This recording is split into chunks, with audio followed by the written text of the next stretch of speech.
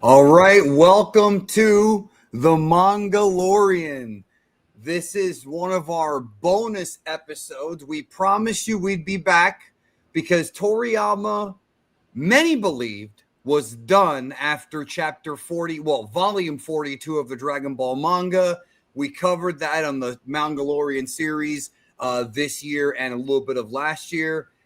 Jordan and I finished that up, but Toriyama was not done 12 years ago, which is, at the time the manga had been gone for a while in Japan. Toriyama returned with Jaco The Galactic Patrolman, which is going to be the focus of this Mangalorian. Jordan, what's up, man? Hey, what's up, man? I'm excited to get into this. There's a lot of stuff about Jaco the Galactic Patrolman that people don't know, so this is going to be interesting. There is, and the one thing that it's funny because there was this guy a few months ago who thought he could fucking challenge me one-on-one to a canon debate. Now, as you know, if you do that against me, you're going to lose. It's an automatic loss. And he tried to, I asked him what was canon. He said Dragon Ball, Dragon Ball Z, the same answer everybody else gives. Yeah, exactly. Broke that argument apart, and he forgot Jaco. And I brought it up. He tried to argue with me that Jaco was not part of the Dragon Ball canon with the original 42 of the manga because it's not about Goku. And I told him, I said, okay, the word canon comes from the Bible, canonical. Is every book in the Bible about Jesus? Jesus is the main character of the Bible. Is every book about him? He doesn't even get introduced like as the incarnation until halfway through, a little more than halfway through. So that's not going to work. And I broke him apart. Well, like, I showed him screenshots of Goku, and I even showed him the fact that in Japan it was promoted as the Return of Dragon Ball, and it was Toriyama by himself doing this whole thing. Yeah, there was promotional stuff for it at the time. There was even like Super Dragon Ball Heroes cards of Kid Goku from the Jaco manga. They had like this little card of Goku in his Saiyan armor, and there was like Jaco in the background. Like they advertised it just like they would any other official installment of Dragon Ball. So that's, and Toriyama, you'll know this after we read it and I point out some things, but it's very obvious that he also put a bunch of effort into Jaco as well. So it's not something that he just did for fun, like people pretend. Like he actually put some thought into it.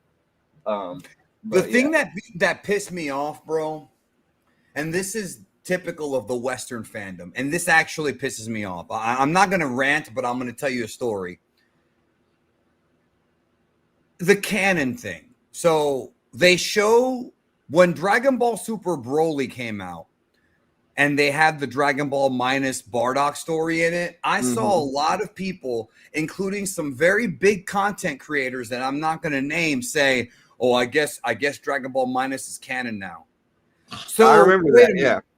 So wait a minute. So it takes something being an anime to make it canon. See, this is why that's a weird logic. It's so fucking stupid, bro, because everybody has their own idea of what is and isn't canon. And for them to say, oh, well, it's canon now, despite 2013 when Toriyama himself first wrote it, is just like mind-blowing. Because throughout my whole life, I had always been taught that if it's in the original manga, it's canon. Now that obviously comes with complications as Dragon Ball progressed in the modern age, but let's just go with that. Since when does something have to be anime to be canon? That's not how it works, which again, like I've said a million times, there is no canon. There is no official canon, but if you are going to go with an official canon, there's nothing that supersedes the original 42 volumes, and then right after it, it's this manga. This manga is Toriyama. It's not Toriyama with Toyotaro. No, it's in Bird Studio. Yeah. Huh?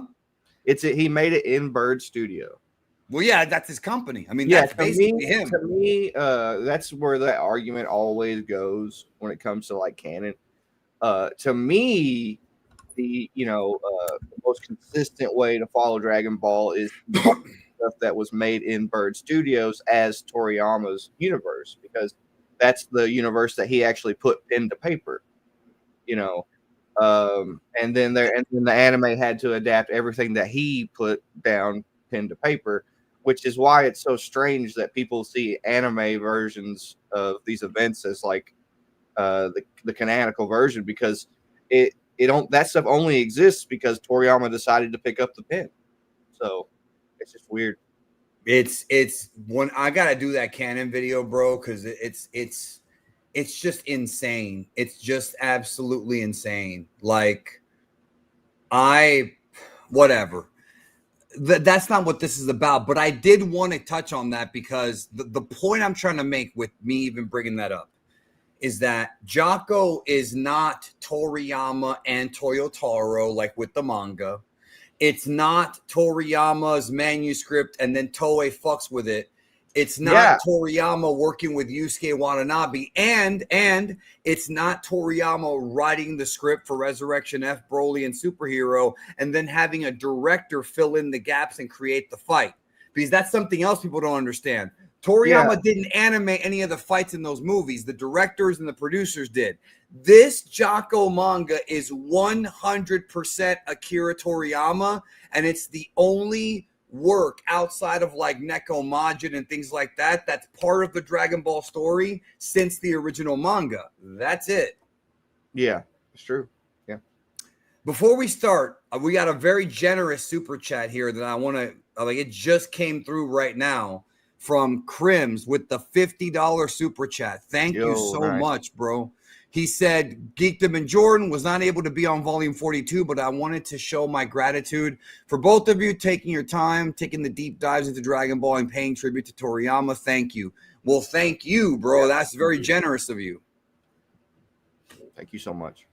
Really, that's great. No, it's a fun time, bro. I have a good time with Jordan here. So let's talk about Jaco. So this manga, and I'm going to pull it up on the screen in a minute. This manga was Toriyama's return to doing a serialized manga for the first time since 1995. 8 years. Toriyama had done one-shots. He had worked on video games, but this is the first time he's actually back doing a manga. This thing is 13 chapters. Well, it's like 10 and then some extra ones, which we're going to get to. It's 13 chapters, and it's an ongoing manga. Now, what's funny is if you are reading this manga, the volume, and you don't know anything about what was going on in 2013. So 2013 was the year Battle of Gods came out. This came out 4 months after Battle of Gods, but originally this is supposed to come out before.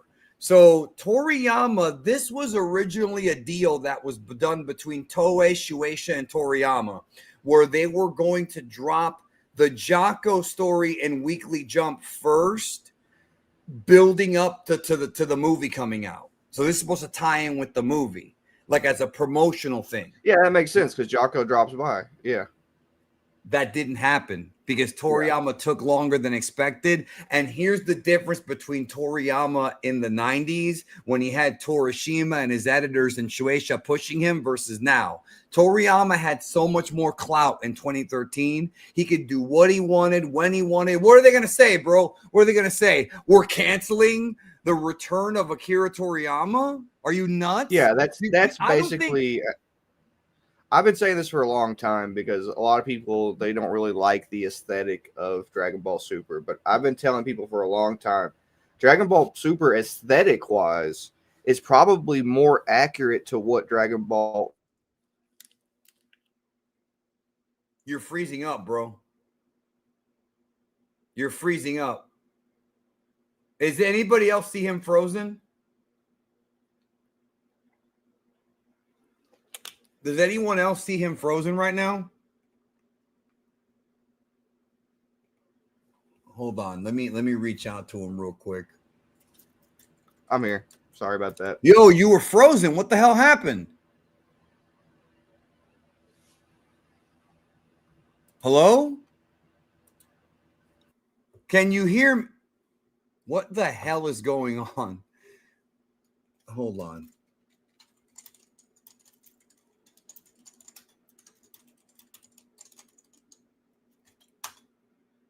I'm reaching out to him now. Okay, wait, he's back. What's going on, man? My internet dropped for like 2 seconds. Oh, well, I didn't hear anything that you were about to say. You have to repeat everything you said, bro. I was just gonna say that the whole like cutesy, like modern, like pop aesthetic of Dragon Ball Super is extremely similar to Jaco. So you can kind of tell that they're taking the aesthetic of Jaco and trying to apply it to Super. So it doesn't shock me at all that that was part of the process, trying to cross promote Jaco with Return of Frieza, because the aesthetic. No. It was originally Battle of Gods. This is Battle of Gods. My bad. Because we're gonna get to what you're talking about in a minute. Because you can see at the time, like literally the first episode of Dragon Ball Super, like go from the last episode of Dragon Ball Z to the first episode of Dragon Ball Super. Night and day. Yeah, the aesthetic, the way that the story is being told, the music, like the music direction, the animation direction, it really reminds me a lot of Torishima's criticism for the original Dragon Ball, because he said that he didn't like that it was so adventure oriented and that the action only came in certain scenes. One of the for example, the very first chapter of Dragon Ball, Goku knocks out that pterodactyl character towards the end of the chapter, and that's the action. And in the very first episode of Dragon Ball Super, Trunks and Goten spend the entire episode trying to find that water to give Videl as a gift, and the only real action you see is them fighting that snake character at the end. So it kind of has that same sort of like old school adventure storytelling, like the storytelling oriented format, in comparison to like in the Dragon Ball Z era when everything became streamlined and about action, and you know what I mean? It's just that the entire thing is much more how Toriyama approaches things without an editor. Even though there are editors, it's like they're trying to appease modern Toriyama in Dragon Ball Super. They're trying to please him, because he did complain about the anime before. Like he complained about the animation when Super was already on the air, because the animation. Well, yeah, he complained about the animation, but prior. You're frozen again, bro. Jesus Christ. Hold on, I gotta tell him.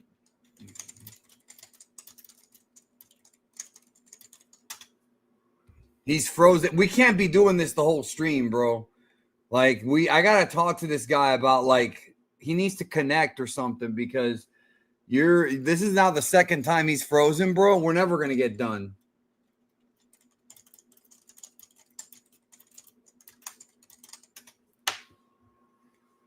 Especially when he's making points. Can you see me okay?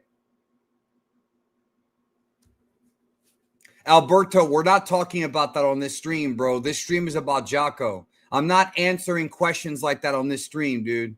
And we're not doing that on this stream, brother. You want to ask that question? The next stream I put out, I'll answer it.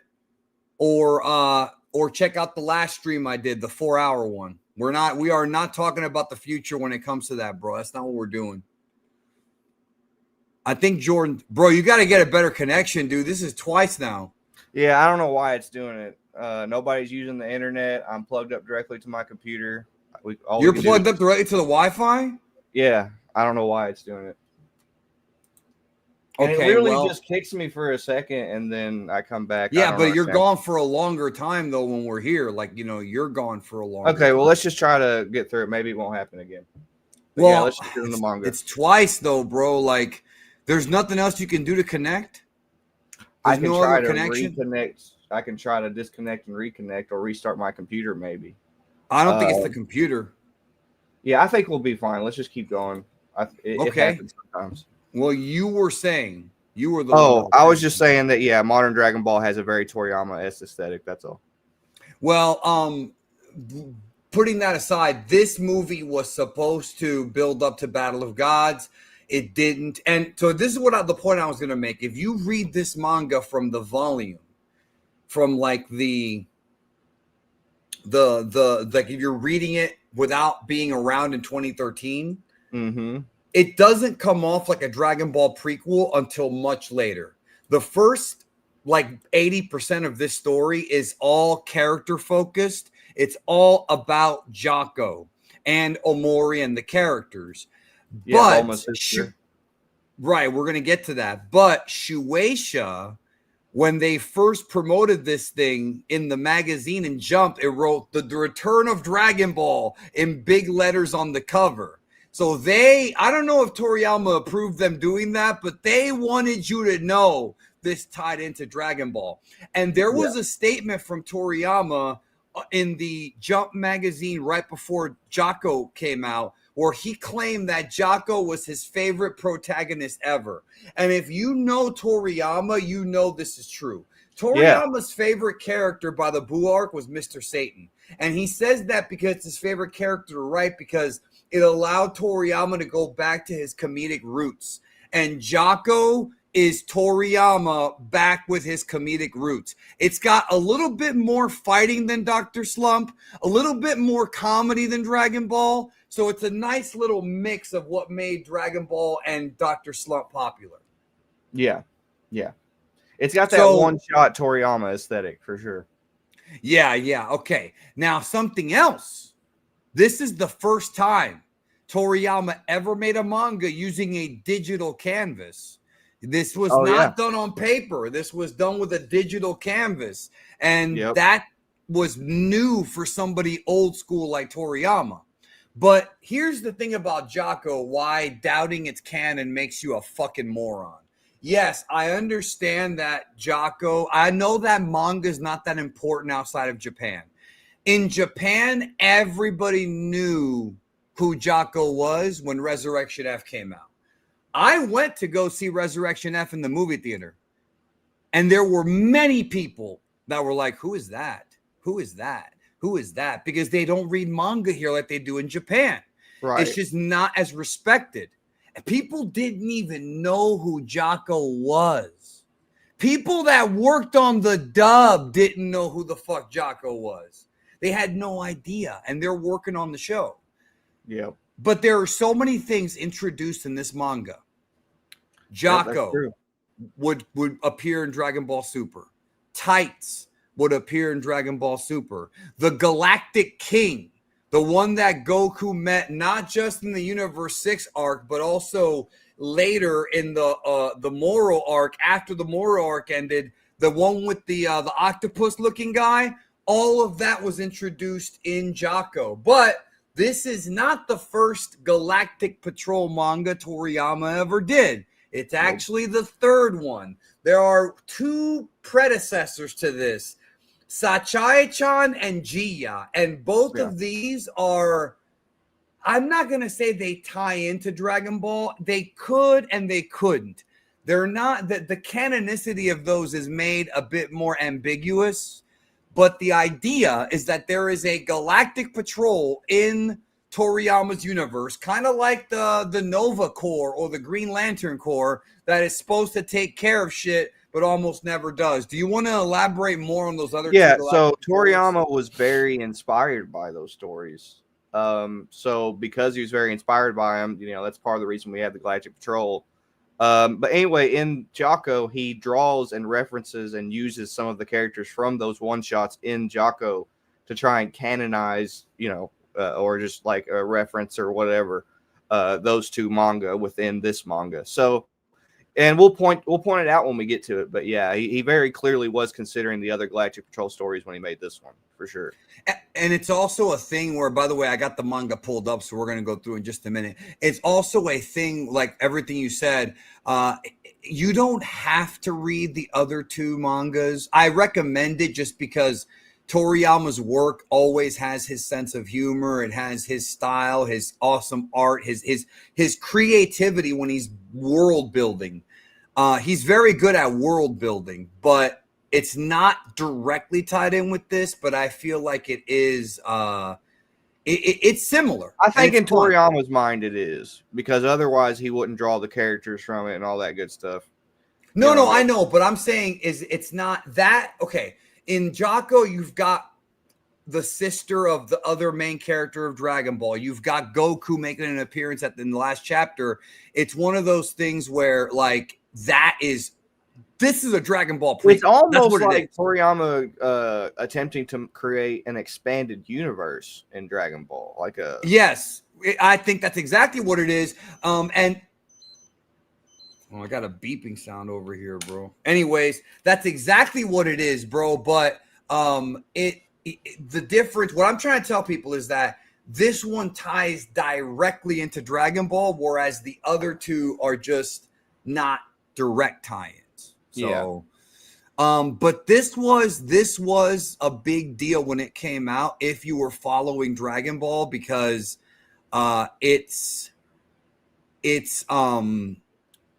it was the return of Toriyama doing Dragon Ball. We had not seen Toriyama doing anything Dragon Ball since, like, Neko Majin, and that is less tied in than this. That's more like a gag. Now, if you look at these chapter numbers here, notice how it says it's chapter 1 through 10, and then it says chapter plus 1. We're gonna talk about that, because saying this isn't part of Dragon Ball is really stupid. And it says 1 over 10 plus 1. That means that it's not 11 chapters. It's 10 chapters plus 1. Now, that's wacky. But that's the kind of shit that Toriyama would do. So we're going to go through this somewhat quickly. Before we do you have any notes you want to drop about the Galactic Patrol, or anything you want to throw in there? I'll talk about it as we go through the story. Okay, so this story is a very slow build, because Toriyama focuses a lot more on the characters than he does on the plot. Now, I do want to address this because this is true here from Rob McQuack. He says Jiya was co-created with Masakazu Katsuda, who is a huge Dragon Ball fan. In his manga DNA 2, the protagonist Junta had a transformation very similar to Super Saiyan. Not just that, but Masakazu Katsuda is the guy that gave Toriyama the idea for fusion. That's who it was, bro. Yeah, I read an interview between those two about Jiya. And at some point in Jiya, he had to draw a character that was like half naked. And Toriyama complained about how he drew the woman. He said that she like wasn't very shapely or something like that. Classic Toriyama shit. And then he told Toriyama, he was like, I referenced your art when I did that. And it's just so funny, because Toriyama's over here complaining about how he drew it. And he, like, you can literally, if you go read the manga, you can actually see that he referenced Bulma, like her anatomy and everything. So it is like 1-to-1 to how Toriyama would draw it. But I just thought that was really funny, because Toriyama was complaining about it, and he got referenced. He's basically complaining about his own art, which is interesting. Here we have Trenton with the with the Dumbo question of the day: fusion dance or Potara? Which came first, Trenton? Which came first? Yeah. Come on, buddy. The good Lord gave you a brain for a reason there, buddy boy. These are common sense fucking questions now. It's like yesterday, somebody brought up on my stream yesterday, they were like asking me if Super will eventually bleed into GT. And I just got annoyed, and I said, explain to me how GT can tie into Super and Daima, right? That's all I said. I didn't insult the guy. I didn't cuss him out. And one guy in the chat goes, bro, not everyone's a Dragon Ball expert. Okay. Jordan, do you have to be a heart surgeon to know that your heart is in your chest? No. Do you have to be a brain surgeon? Yeah. Do you have to be a brain surgeon to know your brain is right here? No. So do you have to be a Dragon Ball expert to figure out that GT cannot fit in with Super and Daima? No. It's very easy to figure out. My friend's fucking 12-year-old kid figured it out. Yet we got grown men confused. And that I think they're biased and probably not being completely honest about what they think for the sake of it. I found a lot of those people that try to like make GT more relevant than it is. Like, it doesn't matter how many times you tell them that, they're not gonna. It doesn't matter. No, it's just that's not even the point. I have noticed that 90% of the time when I get mad at somebody, it's because they say something that is very easy to figure out. If you ask me a question that's difficult that I know the answer to, I'm okay with that. I'm okay with answering those kinds of questions. But if you ask me a question that's common fucking sense, I end up getting mad because it's common sense. And that's my problem. That is my character flaw. I acknowledge that. So Xavier says, I don't like Jaco, but I do like the idea of a galactic police force in space, even though they let Frieza Force kind of do whatever. Well, it's implied there's a conflict between them, but we don't really see much of it, and I kind of wish that we did. Yeah.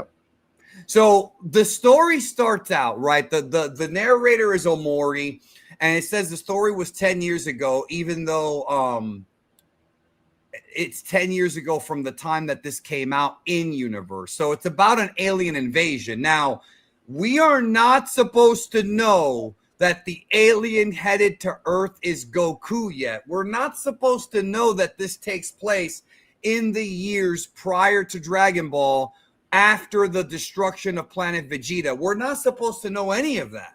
Yep. This is just a tiny Toriyama. What he does with this is he little by little sprinkles in the Dragon Ball tie-ins. He doesn't tell you right off the front, you know? Yeah, that's smart. Especially if you're going to start promoting Dragon Ball again, that's smart.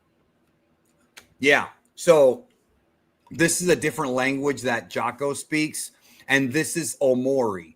So this says, this is the small planet where I live myself. This is Omori's island. Omori's one of the characters we never saw in Dragon Ball. Now, I'm not going to go into this character in detail, but basically he lives alone. He's kind of a hermit. Jordan, I don't know about you, bro, but whenever I think about Omori, I think that this is Toriyama putting himself in the story as Toriyama, old man Toriyama. Toriyama after Dragon Ball was over. At home most of the time, doesn't want to be bothered, wants to be left alone. I was literally about to say the same thing. Yes, Omori reminds me so much of, like, how Toriyama would see himself as an old man, you know? Yeah, he's not like Master Roshi, because Master Roshi welcomes visitors. He likes to train people, and he obviously wants girls on his island. Yeah. Omori doesn't want anyone to bother him.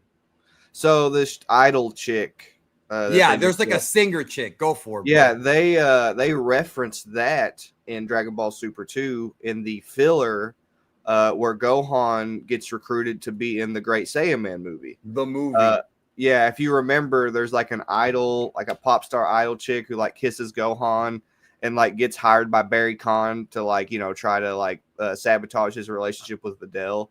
And Jaco even like shows up in that episode, if you remember, because in those filler episodes, because the entire basis of those filler episodes is that Jaco accidentally let one of his prisoners escape, and then he came to Earth and possessed Barry Kahn and turned him into this like giant demon monkey, like Oni thing, So they reference like this whole thing in Dragon Ball Super as well.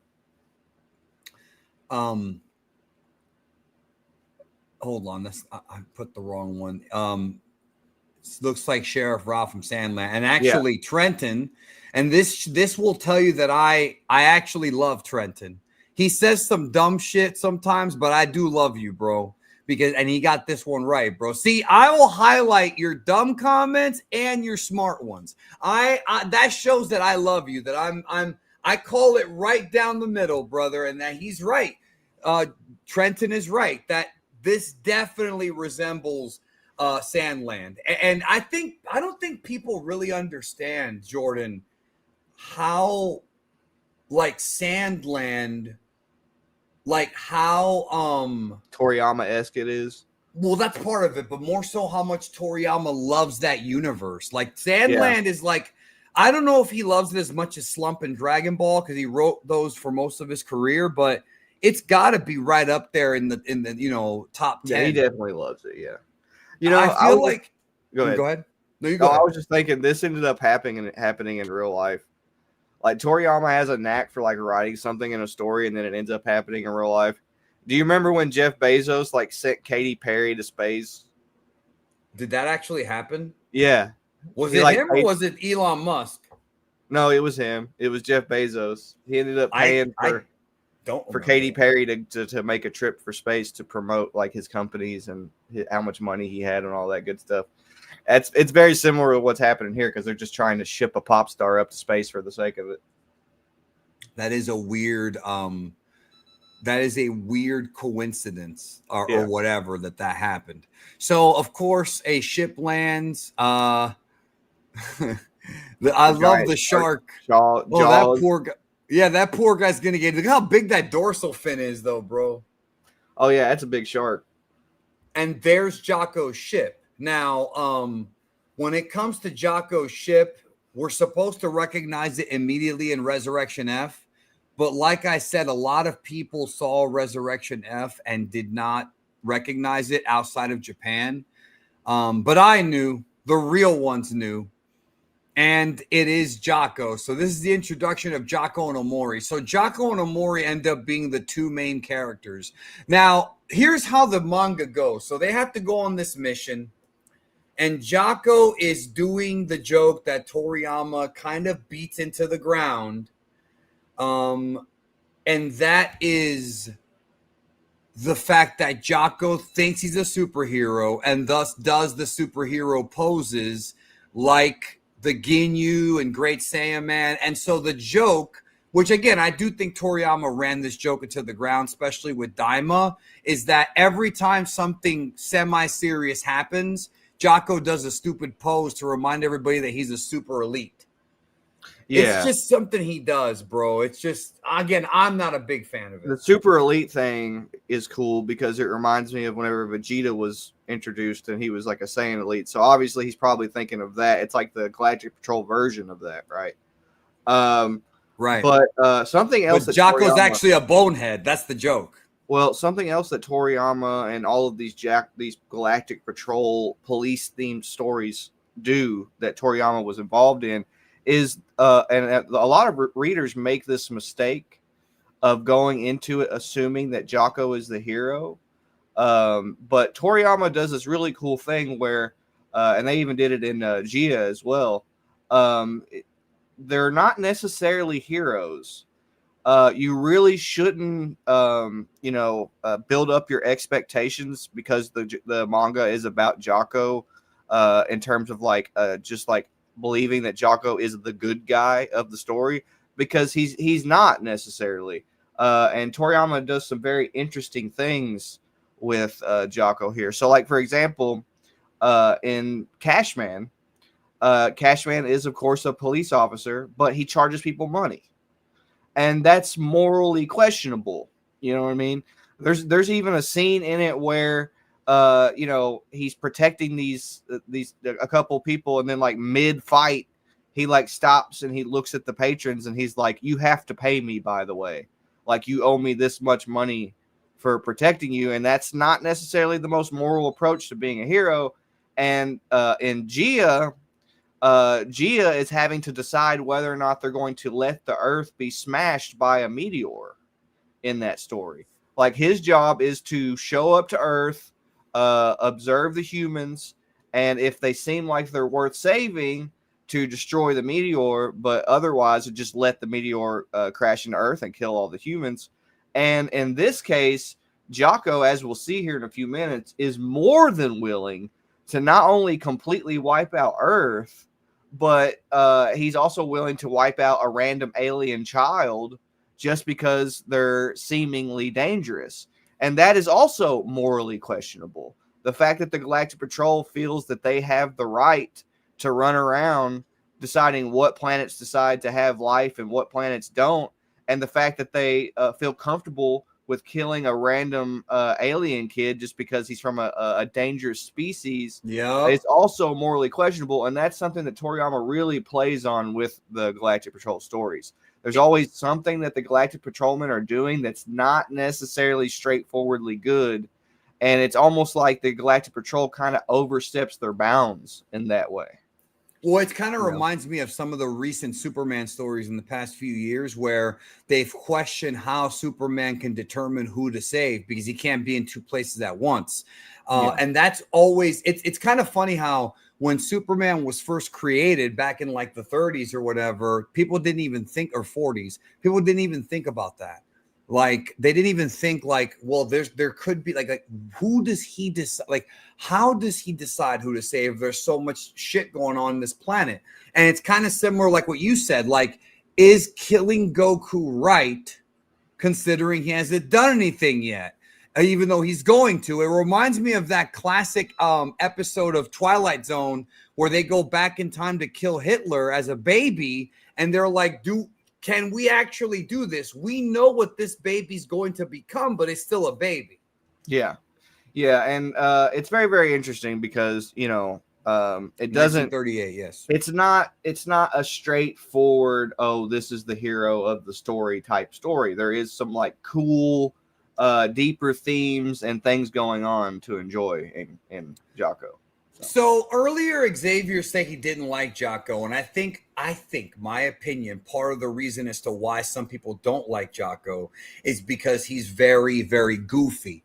Throughout this whole book, he's always doing little poses. He's always doing things like this. He can be annoying, especially to those who are around him, but that's what Toriyama enjoys. That's what Toriyama enjoys, like, to do, is creating these kinds of characters that aren't like Toriyama. Even though he passed away, I can never picture him ever creating a serious protagonist. Goku, when he gets mad, gets serious. Thing to it, yeah. Yeah, but outside of that, that's not. He just wants to fight to test himself.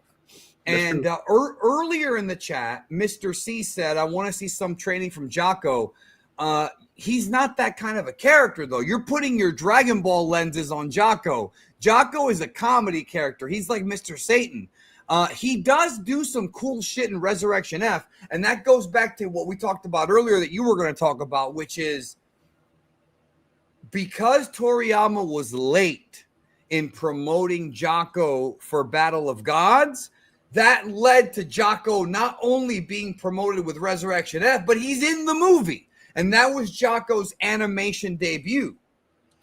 Yeah. And if you read Gia, they actually do expand on what the Galactic Patrol's standard is for whether or not they destroy certain life forms on certain planets. And it's based on how advanced the life is on the planet and whether or not they're super emotionally volatile and subject to basically falling victim to their emotions, and in that sense committing crimes as a result. One of the biggest things in Gia is him being like, wow, these humans are super emotional creatures.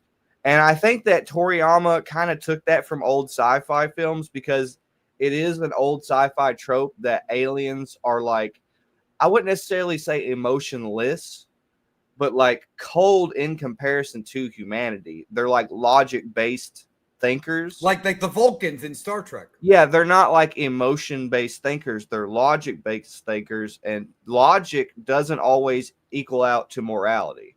And that's something that Toriyama's kind of playing on here. I agree with Jared Punch. I thought Todd Haberkorn's portrayal of Jaco in Resurrection F was perfect. That's the perfect voice. Jordan, are you surprised? I think I know your answer, because I'll tell you mine after you go. Are you surprised that Jaco has been a manga now for 12 years and Toei has not made it into a special? Like, why isn't there a mini 45-minute TV special on this story? It probably just didn't sell very well. That's just the reality. I mean, no, it did sell well. It did sell well, but maybe not in America. But still, where's the special? Not compared to Dragon Ball. No, nothing sells better than Dragon Ball, except One Piece. But see, here's the thing: it's funny. One Piece and Demon Slayer are 1 and 2, and Dragon Ball is number 3. But here's the funny thing. There hasn't been a new Dragon Ball chapter since 1995, and it's still number 3, bro. Bottom line, if Toriyama, don't take this the wrong way, One Piece fans, but if Toriyama had not retired when he did, bro, Oda would be selling ramen at the baseball game. No, I'm kidding. I'm kidding. One Piece would not be number 1 if Toriyama continued going for another 10 years. Yeah. But Toriyama, he had enough, bro. So, yeah, where the hell is that Jaco special at, bro? Yeah, we need that ASAP. Get on it, Toei. By the way, your partner, Griffin, asked me a question earlier on Discord. He said, this is about young Gigi. This is very much a Griffin question. He said, did you notice that this is about young Gigi, that doujinshi shops that his Dragon Ball porn sold more than his AF? Griffin, I don't know if you're watching this right now, bro, but I did not ask the store owners in Japan if their porn outsold their regular doujinshi, bro. I just didn't feel comfortable asking them that question. So next time you go to Japan to help you and Jordan's project get off the ground, bro, ask them. Say, did the porn outsell? So, moving on. Let's moving on. So Jaco understands, or I'm sorry, Omori understands that Jaco really is an alien. This is all basically, this stuff is all just building up the characters. There's not much that there's not much that me and Jordan can really say about this. Yeah, I mean, there is the thing about the time machine, but that's, we'll get into that more later. So, hey, Geekdom, where's that Q&A coming? I thought you said last night. Yeah, and it's up last night for members only. I specifically said it was members only. It's really funny how Omori has this perception of aliens, and he's almost like the reader, because the reader would probably have these natural sci-fi, these they would be pre-programmed to look at this sci-fi-esque in terms of how the Jaco exists or how he behaves. And he's basically like, why don't you just fix your own ship? You're an alien. And Jaco's he's like, I just can't do it. I'm not that smart. And I think that's really funny because Jaco came to this planet to judge humanity and possibly destroy him. And yet he has to rely on Omori to fix his ship. And, he's basically kind of run into the perfect guy to kind of disprove a lot of these stereotypes about humans, which is cool. Trenton, it's members only because the people that are members get access to it exclusively.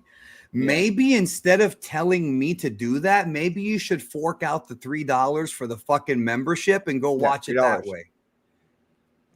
I have 3,000 free, bro. That's a McChicken, bro. I have 3,000 free videos, and he wants me to make another one. Fucking, don't gift him anything, bro. Let him pay for it. Maybe somebody will gift you. No, don't gift it to him. I'm telling him, do not gift it to him. Let him pay for it. Let him pay for it. If he doesn't have a job, go get one, bro. No, bro, you fucking pay for that. You can find $3 in quarters outside, I'm sure, somewhere. I'm sure. You can go to the fountain at the mall, bro, and they got them there, bro. Anyways, so this is important right here. This guy, Jaco, says he knows all the languages of the universe in his head. He's gloating. And then they ask him about time travel. Now, this is very similar. If you love my Q&As, bro, fork out the $3. This is very similar to what is said in Dragon Ball Super, what the gods say about time travel. He says, controlling time is extremely dangerous, so it's forbidden by intergalactic law. You are not supposed to time travel. What Trunks and Cell did is forbidden. However, that's foreshadowing because we're going to get some time shit going on in Jaco later on. Here's something else really cool to consider. Whis' time ability from Dragon Ball Super is also a direct reference to this machine, because in that scene in ROF where the time reversal, they look at Jaco and they're like, hey, didn't you say it was illegal for time manipulation? Aren't you going to arrest Beerus and Whis? And he's like, nah, I'll just forget about it. He's like, I'm not gonna acknowledge that. Yes, I did respond, Heesh. I'm seeing the chat there with them with the whole porn thing. The question that Griffin asked. The only reason I brought it up is because I want everybody to know that this is the guy that you're working with. I want people to know that Griffin is addicted to porn. All right, that's a little secret for y'all that y'all don't know. Griffin is a porn addict.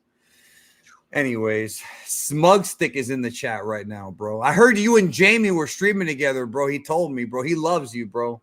He loves you almost as much as I love you. All right, let's go. Anyways, so this is Jaco without his Jaco. Yeah, naked Jaco. And if you're wondering how he pees, we'll find out later. And here's Jaco against that big shark. This is Toriyama drawing his wacky prehistoric animals that somehow work in the world. And very Dragon Quest. Very Dragon Quest design. I agree. This is something you would see in a Dragon Quest game. Which, by the way, Dragon Quest 1 and 2 comes out in 2 days. Yeah. You're not gonna see my face for a month, bro. Hey man, have a blast. That's awesome. No, I'm gonna be on Twitch. I'll be on Twitch streaming that game, bro. So the shark is dead. All right. So basically what ends up happening is, again, this is all character building stuff. I'm very envious of Jaco because he said he only slept for 30 minutes and that's all he needed. I need that. I need that ability. Can you imagine how much more free time we would have if we did? Oh yeah, dude. I could accomplish so much. I tried to live like Jaco and it doesn't work. I mean, the reason why my eyes are fucked up is because of that shit, dude, bro. I'm getting that shit. In case people were wondering why we didn't do the Mangalorian sooner, and I've said this on other streams, it's because my eyesight went really bad earlier this year in the summertime, and I could not read super chats. I couldn't even read the chat room. Like, I had trouble reading the chat room. So that's why. No, not much point in doing Mangalorian if you can't enjoy it like that, you know. And I can't even read it. It's not just enjoy it. I can't even read what the people are saying. So I did get my eye surgery done. I don't need glasses anymore, but I'm wearing them because these are glasses that are what do you call that shit? Eyes. Yeah, they're blue light filtering or whatever. That's those. Yeah, I had the eye procedure done. I don't know about why Jamie hasn't been active on Twitch, bro, but I'm not his fucking biographer, bro. I'm not his roommate. You can ask. Actually, I do know why, and it is personal. There is a reason. I'll let him tell you. It's just so Jaco saying that it seems like the Earthlings are worthless creatures, just as he's been informed. I love that line because it's true. Well, that's a reference to Gia, because in Gia, the entire reason that he ends up going to Earth is because they get a report that the humans are possibly worth just letting die. So the Galactic Patrol had like an internal. It had like an internal. They had an internal report that said that humanity, you know, might not be worth keeping around, and he's referencing that here. And also, I really like this next line where he talks about how there's a projectile leaving a planet full of brutal aliens, because Toriyama is making it obvious right off the bat. Because I've seen so many people make this argument that like Minus and Jaco retconned, the idea that Goku would destroy the Earth, and that's just not true. No, like that did not. Right. It was a retcon, but that's not something that got retconned. Yeah, and if anything, he kind of tried to reinforce it a little bit, because before it was kind of ambiguous. Even though it's stated in the manga, it's ambiguous in comparison to when we finally actually get to see what happens in Jaco and in Minus. So right off the bat, Toriyama starts reinforcing previous narratives established in old Dragon Ball. And if you're a Dragon Ball fan, you're going to read this and you're going to be like, wait, that sounds an awful lot like Goku, you know? Yeah, if you don't know this is a Dragon Ball prequel, this is when the hints start coming in, yeah. And like we talked about, he sprinkles them in little by little. He talks, this is so wacky, bro. He talks about the extinction bomb that can wipe out. It said it'll only wipe out humans, so it's better than the androids, I guess. Maybe if Dr. Garo had that. The Galactic Patrol, if you think about it, is almost like the predecessor to the Gods of Destruction and Creation and stuff like that in Super, because the Galactic Patrol decides what planets get to have life and what don't. and their standard for that is based on human evolution and psychological behavior and how emotionally volatile and dangerous and destructive the species that they're dealing with are. So it's really, really interesting because, it's almost like in Gia, the humans got a bad rap due to that as well. But also, there's also this like weird association between the Saiyans and the humans here that a lot of people miss. Because, Jaco knows for a fact that the Saiyans are emotionally volatile and destructive. And that's the reason he's here, is to, wipe out one of the last Saiyans, because the Saiyans in their book were basically to like... stop the alien invasion, basically. Yeah, it's the Saiyans in their book are like the prime example of the type of life that they don't want in the universe. So and they're trying to figure out whether or not humanity is like that as well. And I think that's very interesting because there's kind of like a small correlation between the humans and the Saiyans there. But also, it's really cool because it contrasts Jaco. Jaco, despite the fact that he thinks he's like emotionally and evolutionary, in an evolutionary sense, superior to humans, look what he's willing to do. If anybody else said, "Oh, I'm going to use this little piece of technology that could wipe out everybody on Earth because I deem it justifiable," they would be considered a terrorist. No, but what I love is Omori's like, by the way, if you kill us all, no one's gonna fix your ship for you because the ship is broken. And then Jaco says, "Good point. I better wait till you finish." That's funny, bro. That's funny. That is funny. Yeah, okay. I'll wait for you to fix that. Then I'll set the bomb off. So the chapter profile here, it's got his last name, Teramenten Piboshi, one of the only characters in Dragon Ball that actually have a last name, and that's actually brought up later in this chapter, or in this book, I mean. It says here he's around 20 in Earth years. And I love this hobbies: bringing peace, explosions, and watching action movies. That sounds like me, bro. I can relate a lot to Jaco. Because I love explosions and bringing peace. I think Toriyama projected himself onto Jaco too, but just in a different way. And Omori. But he does that with a lot of characters too, though. Yeah. So, again, a lot of this stuff is character work. Now, do you want to talk about this FBI character here? Oh, that's technically, they're kind of like a stand-in for like the government. Yeah, the CIA. I always saw him as like the government CIA. In general. Yeah. Basically, this is another really interesting thing, and it's low-key kind of political commentary from Toriyama, which he does it sometimes subtextually without being super obvious about it. But the fact that the government's willing to just show up to this guy's property and be like, "Hey, your island's ours. Get over it." That is, messed up. And it is kind of a commentary on, the abuse of power that a lot of people deal with from different governments. So I find that very interesting. But yeah, that's kind of what Toriyama's doing here. He's basically just like using these characters to point out and to show us humans that are flawed. Because Omori, so far, he's not really been an example of what Jaco thinks the humans are at all. As a matter of fact, he's actually exceptional in comparison. But then you got these government characters who show up and they're like willing to basically like, steal somebody's land just because they have the power and the resources to do it. So. Yeah. And that, I mean, I can't argue with anything you said. This is the guy, T-Sama, that was asking me about GT being part of the Daima continuity. And I want to say, yes, I did roast him a little tiny bit. It wasn't a lot, but he did the right thing. He didn't cry about it. He didn't fucking call me an asshole. He was like, yeah, I guess it's a dumb question. Or, yeah, you'd have to twist things to make it make sense. And that's the right attitude. If I roast you, it's not because I don't like you. It's actually because I like you. Because I oftentimes roast myself when I do stupid shit. Yeah. I call myself the R word a lot more than people really understand. Like if I forget something important, I'm like, oh, great. Well, you know the word. That's just me. Yeah, the government gives him a week to relent his land to them. And that's just... Which is fucked up, like we talked about. And Jaco, of course, starts to bond with Omori here. He starts to, kind of, and so, okay, so this right here, Okay, so Omori wanted to create a time machine, right? Because his wife died.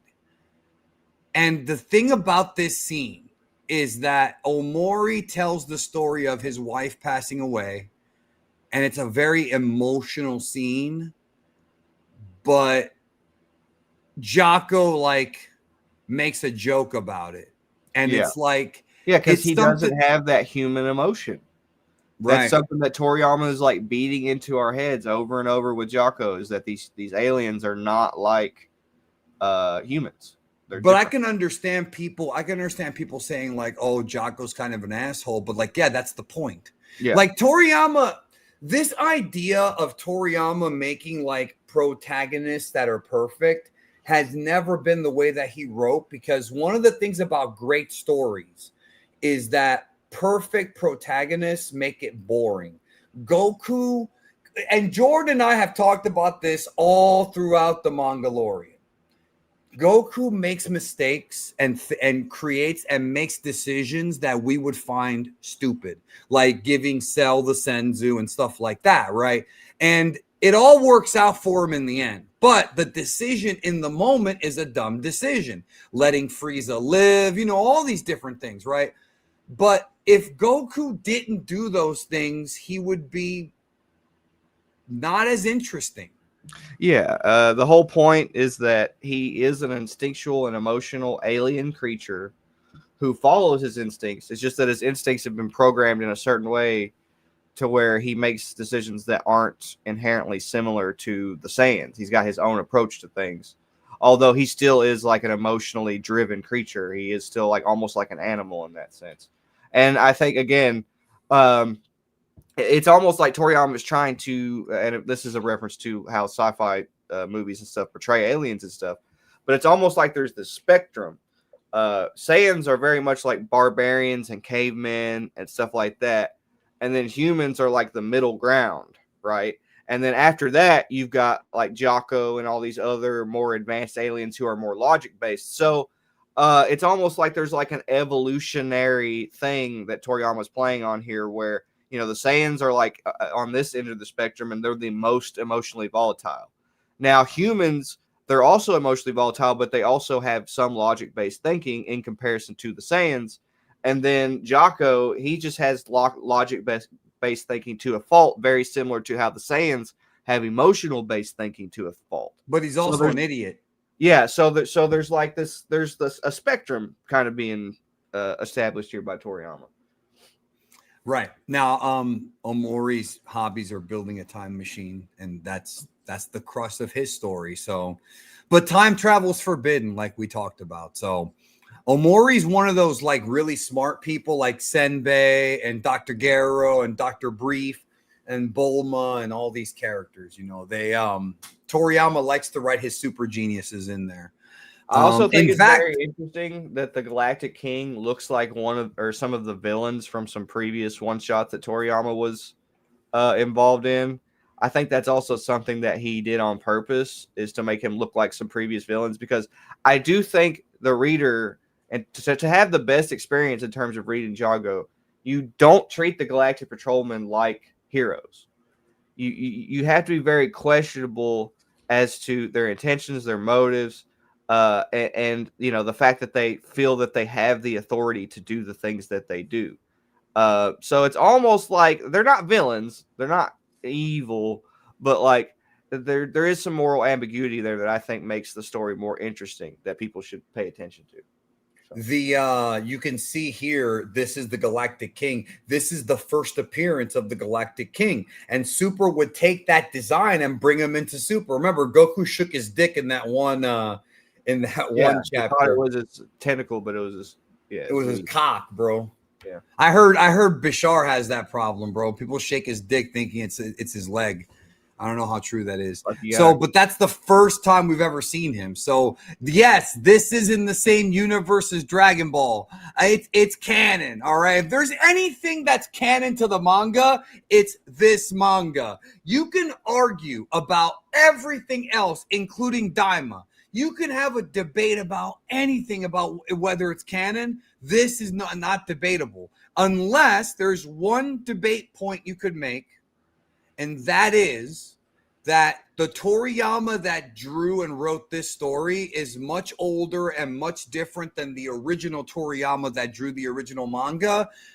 And that is a fair point. But besides that, this is a Dragon Ball prequel. But like I said, it's a prequel, but it's most of the story doesn't act as a prequel. It really is about these two characters, and it's pretty slow to start with. Like, Jordan and I aren't really going over the plot.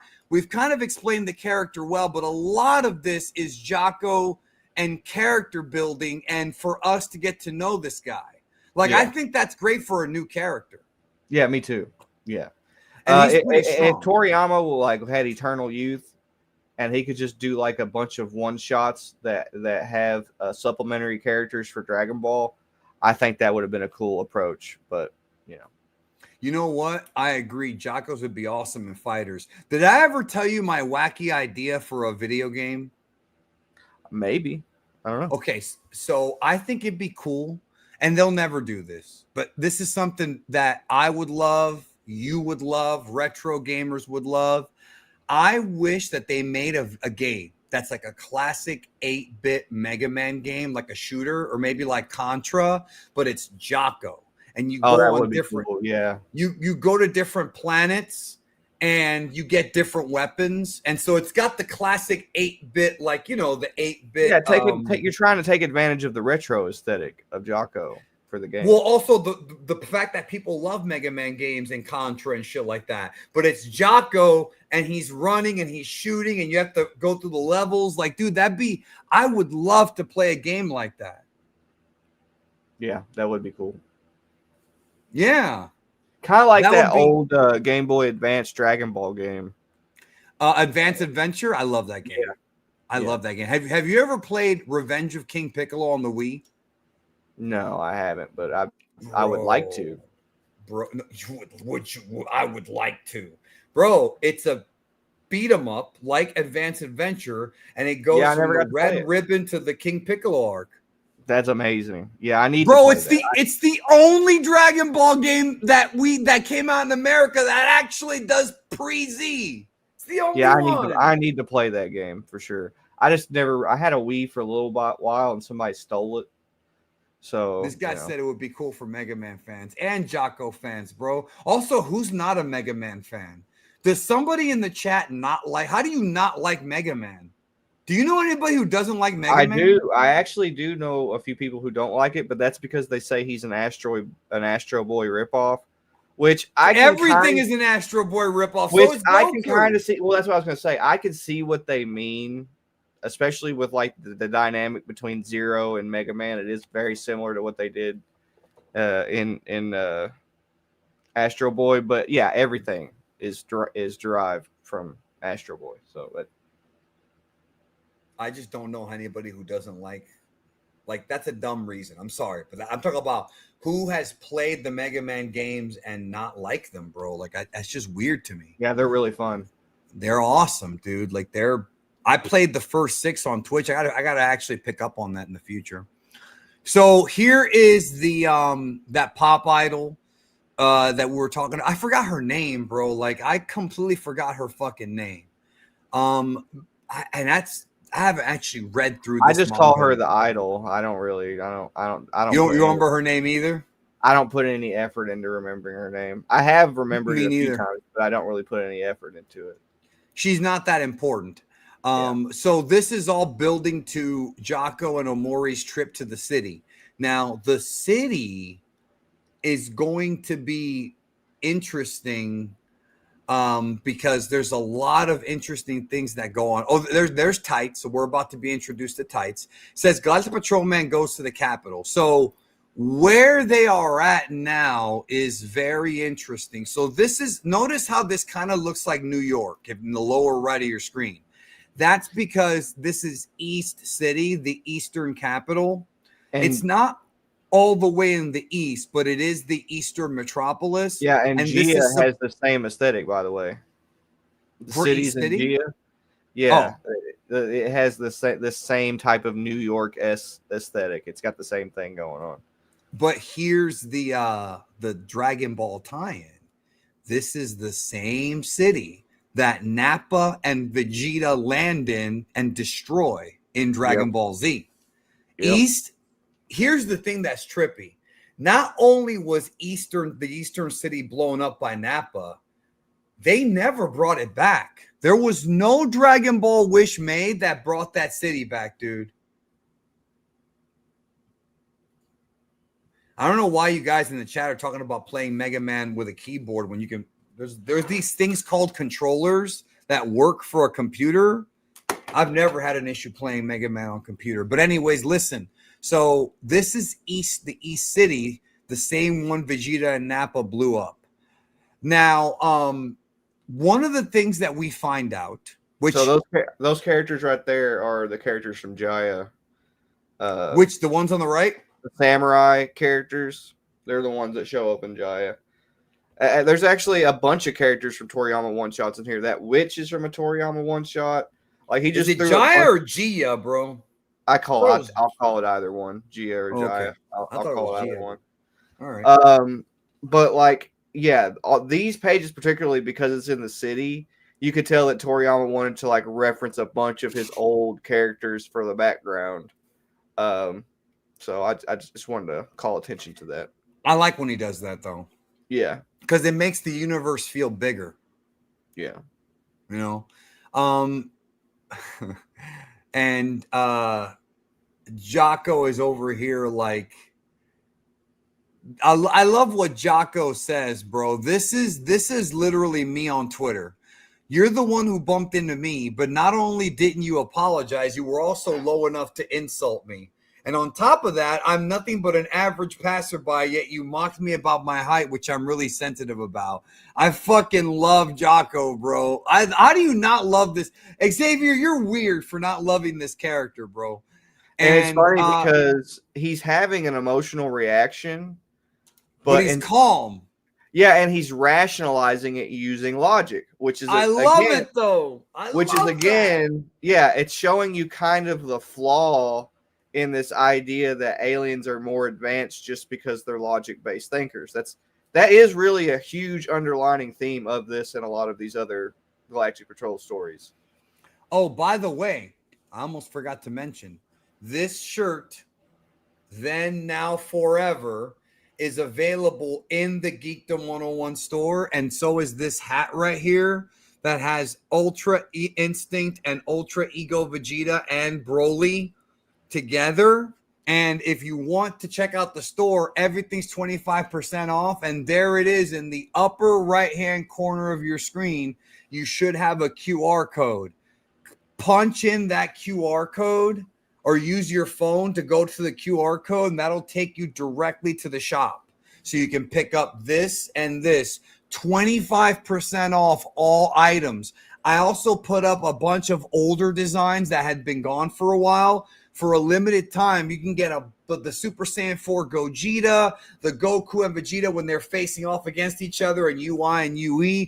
All those designs are there, 25% off, bro. So pick them up now because that sale, I'm not even doing the sale.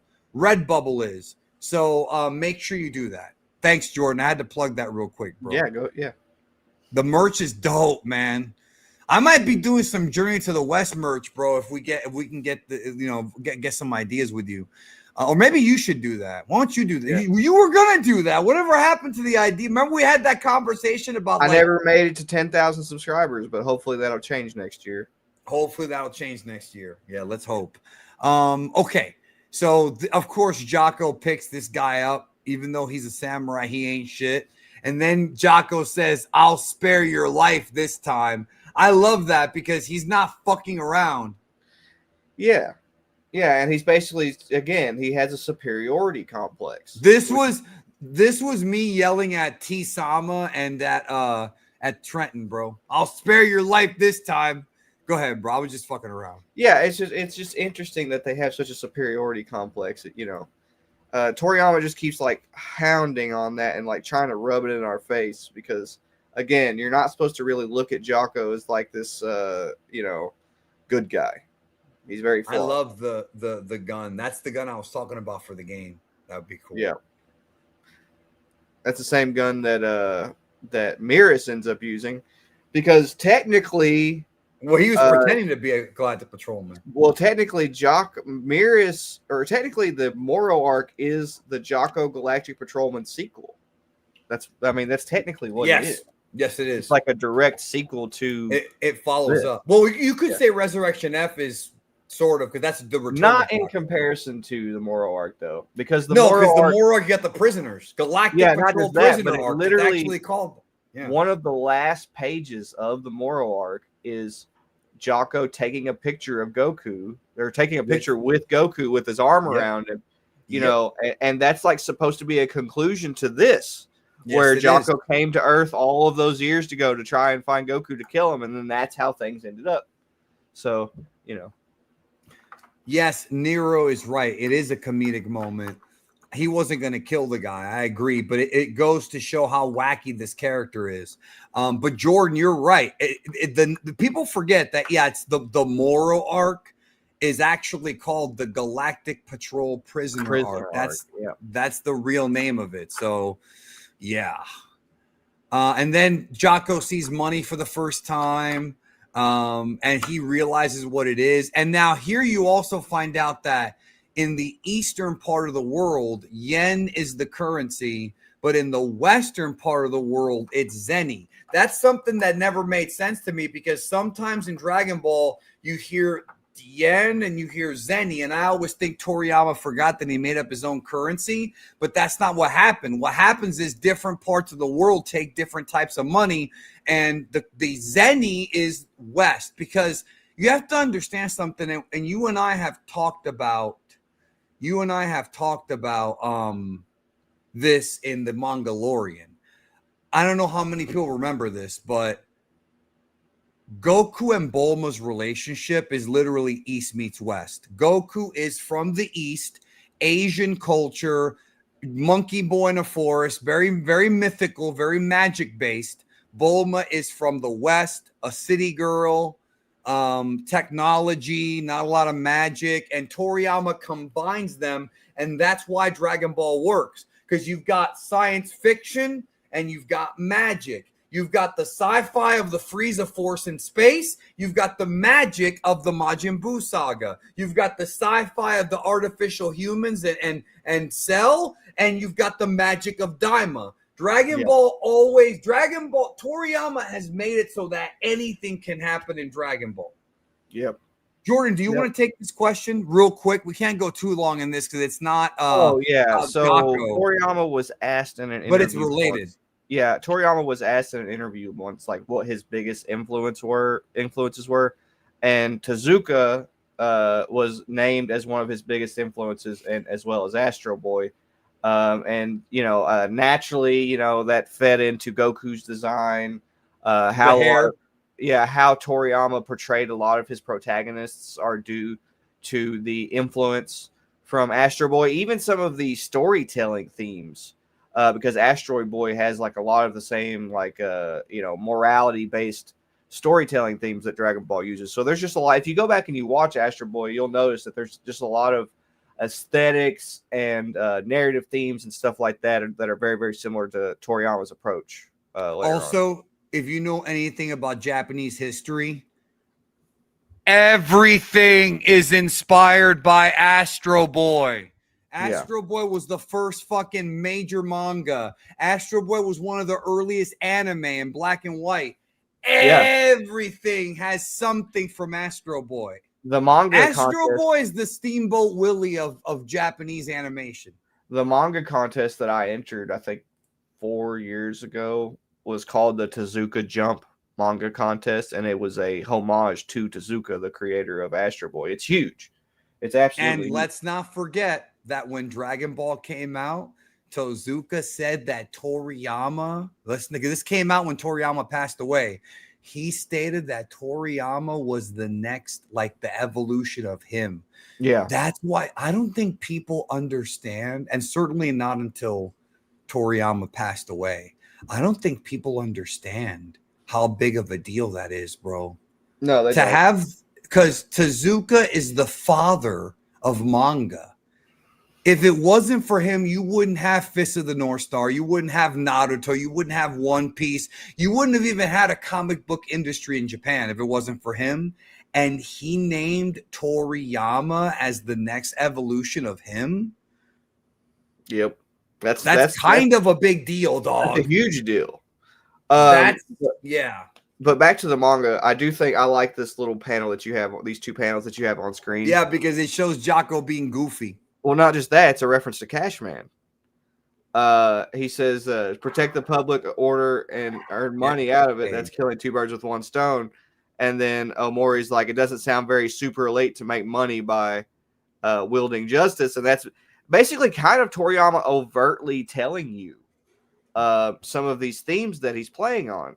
You know, these aliens and these creatures, although they seem to have a superiority complex, they're just as morally questionable as anybody else. You know, I love when Omori asks him if you're allowed to be in a relationship, and Jaco's like, I refuse to answer that. Of course, we find out later what's going on with that. Yeah. You know what I mean? We find out later. Here is Tamagoro Katayude. And again, if you're wondering, collecting teddy bears, if you're wondering the whole thing with the last names, you know, I went over this in my video, Bulma's last name is not Briefs. People from in the Dragon Ball world, people from the West do not have last names. They don't have surnames. Bulma does not have a last name. Tights in this story is just named Tights. Her name is not Tights Briefs. It's not Bulma Briefs. It's not Trunks Briefs. That's the English fucking translators getting it wrong. It's just Trunks. It's just Bulma. They don't have last names. Like Saiyans, they don't have last names. If you're in the East, though, if you live in the eastern part of the world, that's when you have a surname. And that is something that Toriyama did on purpose, and it makes sense in that world. By the way, have we mentioned that the only thing that Jaco eats is cheese and milk? Yeah, that's very interesting. Yeah. I don't know what that really means, but whatever. I guess he drinks green tea also. So, and then here it's actually not even true, because in Super, there's a scene where he goes and eats ramen. That episode where he lets that alien escape that possesses Barry Kahn, he's at a ramen shop eating, and then the alien escapes while he's chilling eating ramen. So listen to Trenton, folks. Listen to him. He's right about that.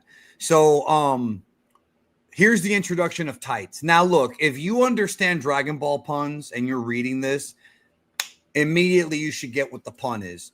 Trunks, Bulma, Bloomers, Bra. Am I missing one? Oh, Dr. Briefs, Bootyfu Hakase. And of course, the name that was supposed to be Bulma's mom, Pansy, like panties, or Panty, not Pansy. It should be easy to figure out that this person is somehow related to Bulma. And again, there's more hints to it. Here she is uppercutting the shit out of this guy. She's got that spunk. Yeah. And then Jaco comes in to save the day. And he I love it. How dare you make such an outrageous accusation and rush your hand against a woman? You are a woman, right? She's like, yeah. It's like he wasn't even sure what she was, bro. And then he says, I cannot tell you who I am for certain reasons, but I shall teach you a lesson for the good of the galaxy. That for certain reasons thing, bro, is Toriyama to a T. I forgot what other manga he wrote where he used the same line. I can't tell you who I am for certain reasons. It might have been Dr. Slump. He also says, it was fucking Superman from Slump. Yeah. And also he tries to, there's interviews where he says something similar to that too. Like anytime he tries to say something ambiguous, he'll be like, I can't tell you just for certain reasons. He's done that a bunch of times. And here Jaco fucks this guy up, bro. Is this the mouth that called me shorty? Damn, he's just beating the shit out of this dude. You see the teeth flying out of his face.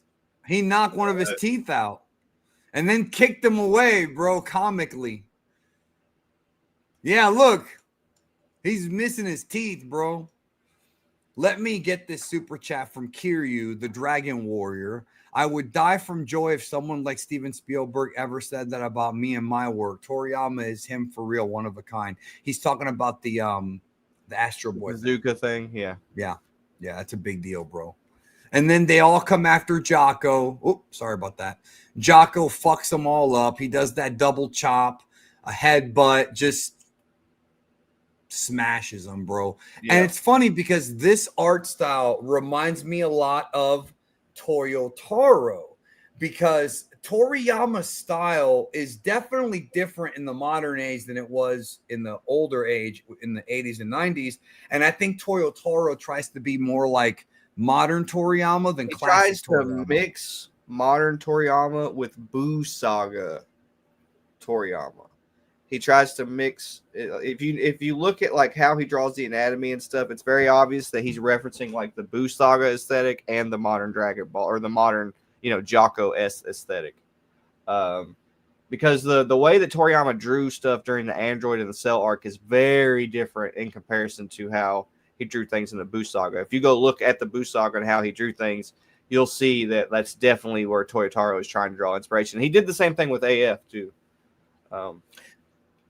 Yeah, well, AF, man, I just wonder if AF is ever gonna, because people were saying, I don't know if you saw this comment that when Toriyama passed away, that Toyotaro's gonna start putting in like AF shit into Super. I don't know about that. He's already done that. I mean, that's kind of what Goku Black and he's already. Well, I think they mean like characters from AF. You know what I mean? Oh, I see what you mean.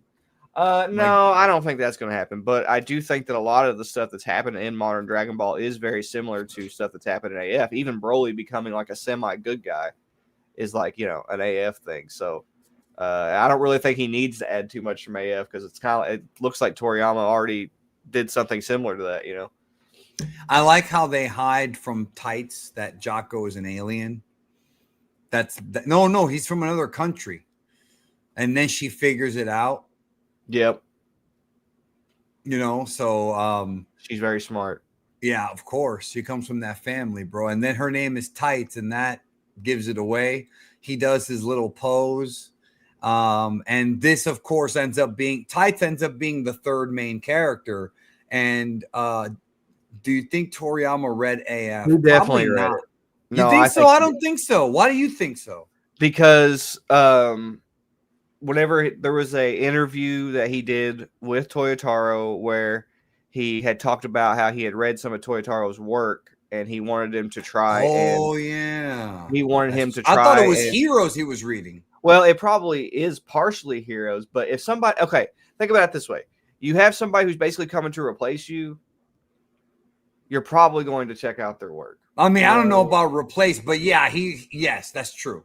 Nobody can replace Toriyama, but I know what you mean. Yeah, exactly.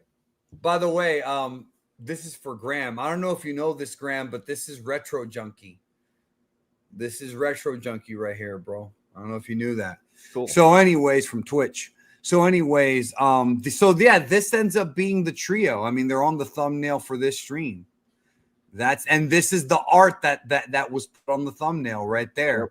Jaco flying with Tights and Omori, bro. And that's sweet, bro. I mean, that's a sweet little like thing. So they end up going back to Omori's place. This whole thing is basically being built up because of the fact that they're trying to fix Jaco's ship. And of course, Tights' family are basically genius engineers. So that's kind of where that whole thing comes from. But I like how Tights acknowledges the fact that Omori has a black and white TV. Everything on his island is old, bro. Yep. It's very, very retro. Okay. Chapter 7, the Galactic Patrolman's failure. This is more of the characters that aren't really all that important. Those are like side characters mostly, the ones that we saw in the city. Yeah. This is all kind of building. There's not too much for us to break down in these pages. It's all building to basically Tights like kind of knowing like she's kind like of commandeering the experiences as well. Like she's forcing her, she's moving in. yeah, She's she's basically moving just in. like forcing herself into the situation, which is interesting. Kind of like what Launch did in It is very similar, yeah. hold on. Payne Batcase says, isn't it weird that Toriyama never does a double page spread panel, only full page panel? You're wrong about that, actually. If you go back and watch, if you go back and read the manga, Jordan and I have covered, Toriyama does a double spread panel at least 2 times, if not 3 in the original manga. It's not common, but he did do it. They do exist. They do exist. Yes, this is Vegeta's sister-in-law, but not yet. This is where we learn about Sky Gold. Go for it. Talk about Sky Gold. So Sky Gold is essentially the type, it's the fuel that they use to power their ships. There's a whole thing in the Dragon Ball Super manga where there's like a kind of like a filler thing. I mean, it's in the manga, so you can't really consider it filler, but there's like a short section of the Moro arc where Miraz has to go stop these these like cowboy themed villains from stealing a bunch of Sky Gold. Sky Gold is essentially like what I forgot about that, bro. Yeah, that is the power source for their ship, and it's very, very rare. You know what's funny? When it comes to the old shit, like the old Dragon Ball, the Z era, even the GT era, I know that stuff very well. But when it comes to Super, like that's something that I do need to do is reread the Moro and Granola arc, because I forgot so much about what happened. Like, you know what I mean? Like I remember the old stuff, but the new stuff like didn't stick with me as much. Moro particularly is so jam-packed full of Jaco stuff. It's insane. Yeah, no, I remember that. And the thing is too, is I wanted to read it again because more than one person said that if you read Granola in one big shot, like if you read it in one big, like instead of reading it month to month, if you actually read it straight through, it's better. Like it's much better to read it in one, like not in one sitting, but you know, going straight through. I would say the same thing about everything past the anime. It's all better. On like superhero, you mean? Yeah, all of it. Now, superhero is kind of the exception because it's just 1-to-1 to the movie. So it's just like I'm not really impressed with Toyotaro's version of the superhero film. I do like the extra content that he put in. That I love, like the extra fight between Broly and Gohan and Goku, and you know, that kind of stuff. I think I love that. But in terms of like his adaptation of it, it's just an adaptation. It's nothing to like super. Well, how do you feel? How do you feel now that it's been some time about the Dr. Hedo stuff, like the extra robots and things like that he did? I think, I mean, upon rereading it, I enjoy it, but it does feel like it's story for the sake of story and not story for the sake of expanding the plot of Dragon Ball itself. Not that it doesn't expand it at all, but that's one of those sections of Dragon Ball where it feels like filler because we know what's going to happen. We know what everything is leading to. You know, I enjoy it, but in hindsight, it is what I would consider like the manga equivalent to filler. It was just a story that they came up with to fill space, to entertain people, because they're trying not to go past the end of Z. And you know, when you read it, especially the second time, it's very, very obvious that it's something that they're using to pad out the manga. So I had to reply to somebody. Dude, we haven't seen a Dragon Ball anime in a while. What about Daima? Oh, I have no desire. Well, then don't bitch about no anime, bro. You got 20 episodes. A lot of it was good. If you're doing that whole I have no desire to watch it because they're kids again, that's on you. That's on you, dude. That's on you. So this gag right here was Toriyama did this gag in Slump, which was fucking the gorilla senbei thing, bro. It was hilarious in Slump. Then he did it again in Resurrection F when Jaco drew drew that Frieza. picture of Frieza. Yeah. Yeah, but this is the police sketch of Jaco from what happened in the city, right?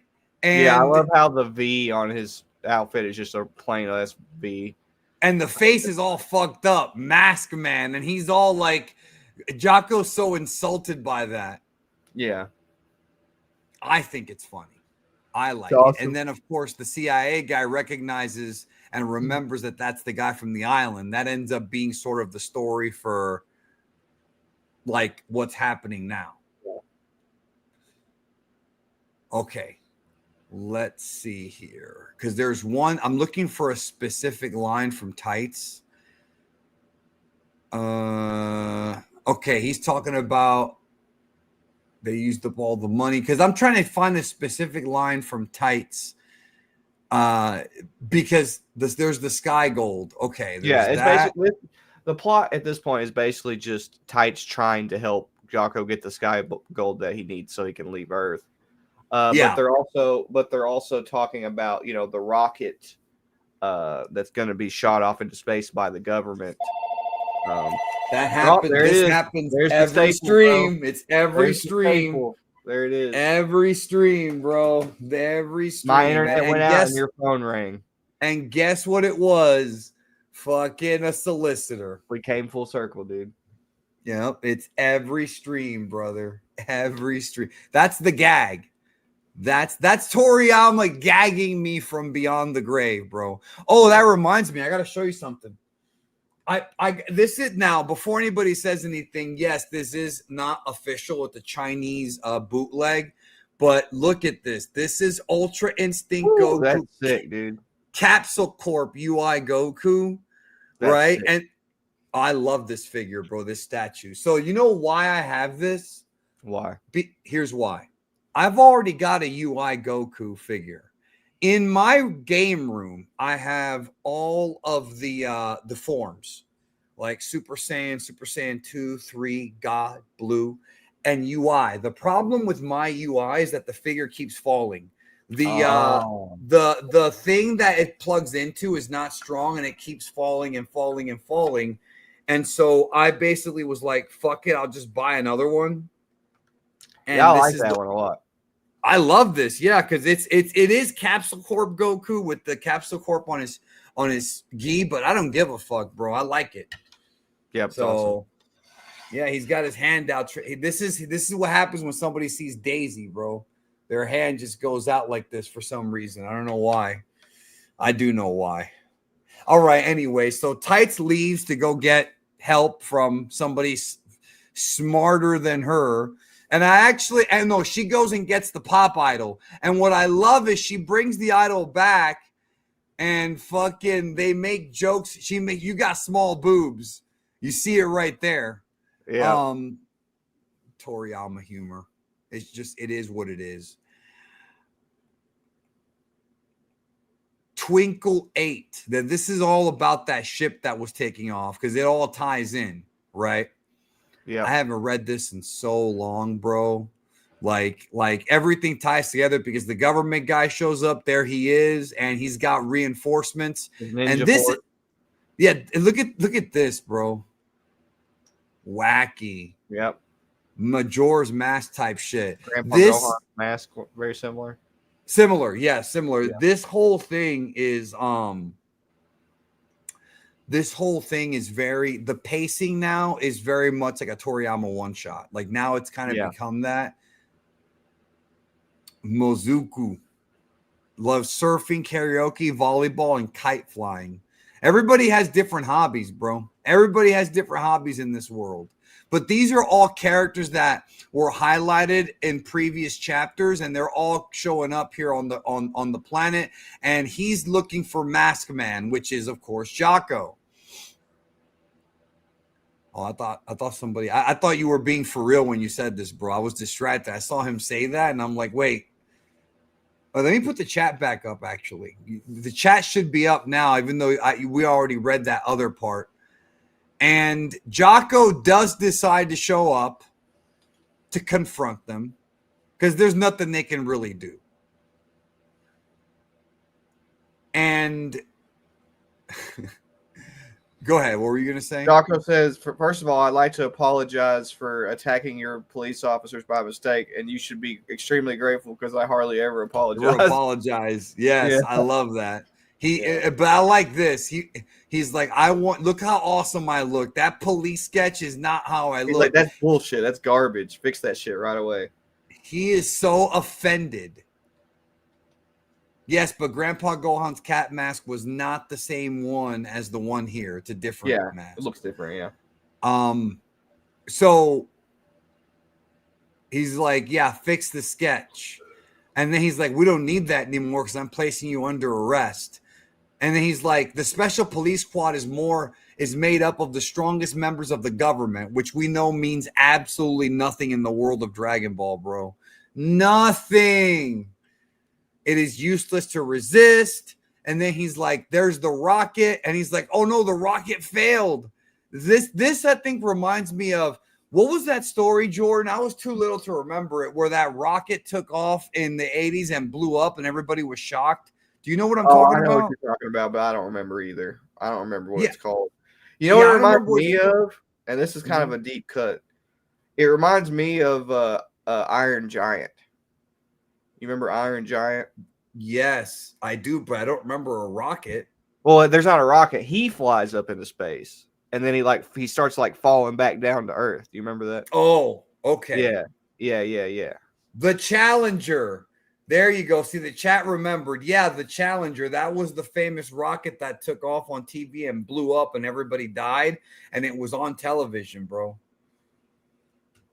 That's what I remember, but I could see it being an Iron Giant. I don't think Toriyama's ever talked about that, but I feel like I think it's just sci-fi. It's just sci-fi. It's just general. Well, I was gonna say, I think he's watched so many movies though that none of that. It would not surprise me. Me either. And movies that you wouldn't expect too.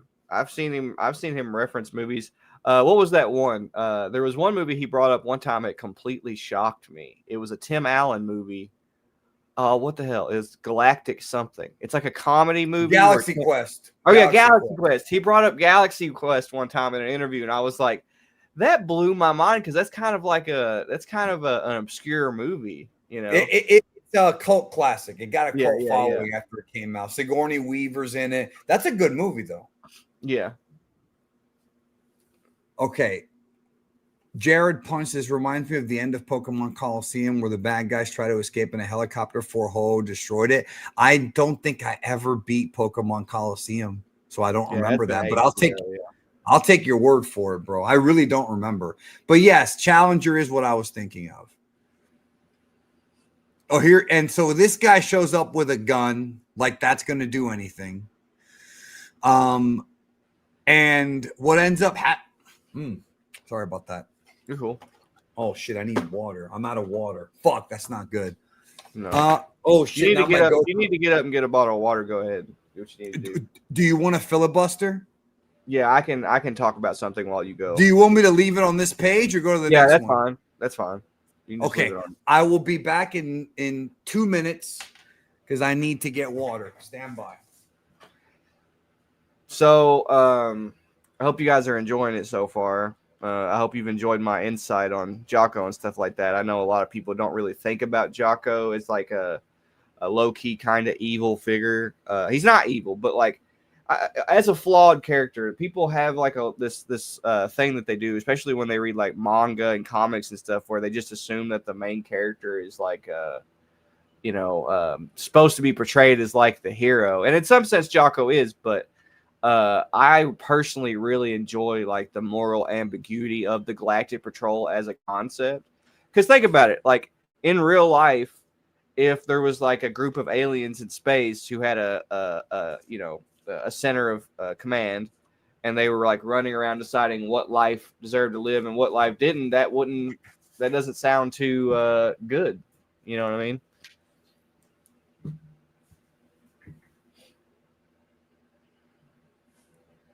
All right, you back? Yeah, keep going. I don't know what you were saying. No, I'm but done. Keep going. I'm done. I timed it just perfect for whenever you came back. You're good. Oh, okay. I was gonna say, explained to me a long time ago. He explained that he's like, oh, if you have a something medical where you need to drink water during Ramadan, it's okay. And I was like, thank God, because bro, I need water, man. Water's like crucial for my existence. Yeah, I think it's crucial for everybody's existence. I need to drink some after the stream.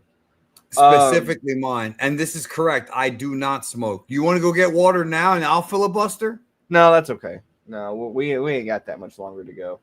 No, because we're at the climax. This guy said it's crazy that in universe. Oh wait, no. This guy says that he likes how the Galactic Patrol like makes guns more treated more seriously. In that filler I was talking about with Barry Kahn, Jaco has a gun in his ship that is supposed to erase people at the molecular level. So they have like really ridiculously powerful technology in the Galactic Patrol. Yeah. I mean, but I wonder if this comment is in reference to like something political. I don't think so, though. Because Toriyama was a big... I don't know if Toriyama was right-leaning or not. A lot of Japan is... I don't think so. I think he was like kind of anti-government in general. But he likes guns, though. Yeah, but he likes guns, but you could tell he criticizes ideologies from both ends of the spectrum all the time. Right. So he's not one of these people that like favors like a certain ideology. He can find criticisms in anything, which is something that a lot of comedians do.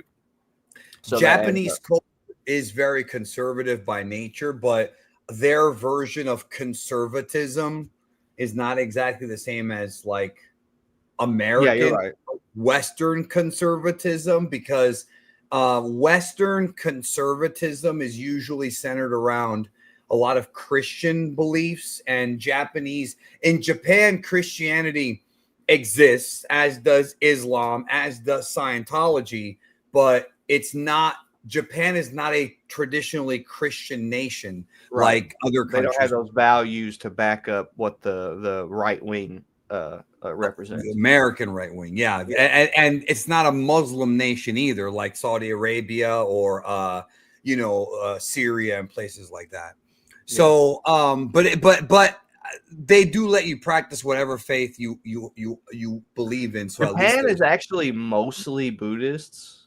Yeah, I was gonna say there's a lot of Buddhists. I would say like 70% of Japan are Buddhists.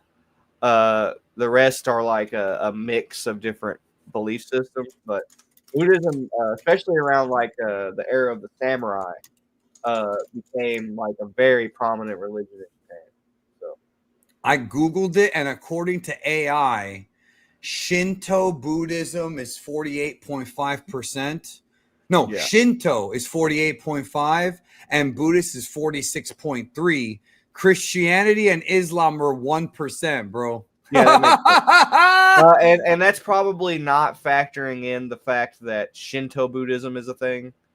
There's a weird mix of like Buddhism and Shintoism that like crosses over in Japan, so it's probably not factoring that in. That's why I would say like it's mostly Buddhist, because even the people who follow Shintoism, the modern version of Shintoism is heavily centered around concepts from Buddhism. It's pretty much considered Buddhist Shintoism in the modern era. So Toriyama has borrowed from everything, but I don't think he's ever publicly said what his religion is, which I'm actually glad he hasn't, because that would lead to more judgments. Yeah. Religion and politics, bro. That's why I don't talk about it on this channel, bro. I don't. In fact, I had a buddy of mine. I'm going to get that super chat in a minute. I had a buddy of mine tell me that I should do a video on Texas banning manga because of, it's a Dragon Ball story. And I chose not to do it because that is political. And it's not really like, if you don't live in Texas, you don't care. And that kind of censorship to me is never good, but it's what. No, I don't like that kind of censorship either, bro. But if I did a video on it, people might get the wrong idea. Because while I understand to a degree censoring adult books in children's libraries, I actually understand the reasoning for that. Dragon Ball has a couple of nude scenes, but the majority of them are censored by Viz anyway. So it's not like you're getting Bulma's nipples and Goku's cock, in Dragon Ball in the libraries. Kiryu says, I've always wanted to see the Galactic Patrol versus Frieza. Well, like I said earlier, it's implied that the Frieza Force and the Galactic Patrol are like beefing. Yeah, I would consider the Frieza Force almost like the Galactic Empire. And maybe the Galactic Patrol is almost like if the Rebellion was in power, kind of. You know what I mean? Except it's backwards. It's backwards because like the Galactic Patrol are not like the Rebellion. They are the law, and Frieza's breaking the law. So it's like in reverse. It is a cool reverse. Yeah, it's a cool role reversal. No, I like that a lot actually. But yeah, I forgot where they said this, but didn't they say? And again, I'm trying to remember. Didn't they say that after Frieza and King Cold died in Dragon Ball, in the Dragon Ball Z when Trunks killed them, didn't they imply that the Galactic Patrol, without Frieza and King Cold's leadership, started to overtake the Frieza Force? Am I making that up, bro? They were afraid to expand their territory prior to that. They basically let any territory that Frieza took over, they just let him have it because they were afraid to mess with him. But after he was gone, they started going back and retaking those planets that he started stealing. So that's what happened. Like they started. Where did they state that? Because they state that in the whenever Frieza's getting the breakdown, like the reminder of like how the Frieza Force has been doing while he's gone. That's when they tell him, because he's like, "How's the Frieza Force been doing? Like, how strong are we?" You know what I mean? And he's like, "Well, actually, we're failing big time. Like the Galactic Patrol is like making strides against us, yada yada yada." So right, yes, that's I'm telling you, it was in the back of my head. You want to take this one, Jordan? Not this one. I'm sorry, this one. Considering we talked about it like an hour and a half ago. Yeah, the Galactic King, dude. I'm wondering if maybe like he wasn't here for that, but probably we did talk about that. So this giant Death Star looking thing, which it's really not, but that's the time machine. That is the time machine that Omori created. I love this. This can fuck with your eyes a little bit, bro. This like 3D thing. Yeah, he just took the line art. He just took the line art and just moved it a little bit. Like, and that's something you can do with digital art, not so much paper art. For paper, you'd have to redraw the whole thing and trace over it slightly. Yep, and he didn't have to do that here, which is cool. This is a good point from Mecha J. Frieza coming back in the TOP and being in space again does mean that the Galactic Patrol's probably in trouble. Yep, they definitely did step away. Yeah, it's the Galactic King. I had a feeling you weren't here, bro. See, I assumed the best out of people. Why is it blurred? It's blurred because the ship is turning on and it's shaking. This is how Toriyama gives you the time-space continuum stopping, you know. See, that's not how I took it. I took it as Toriyama showing you that the ship is shaking up and down. Well, it is shaking, but it's shaking because the machine is on and it's stopping everything, you know. It's basically just him turning the machine off.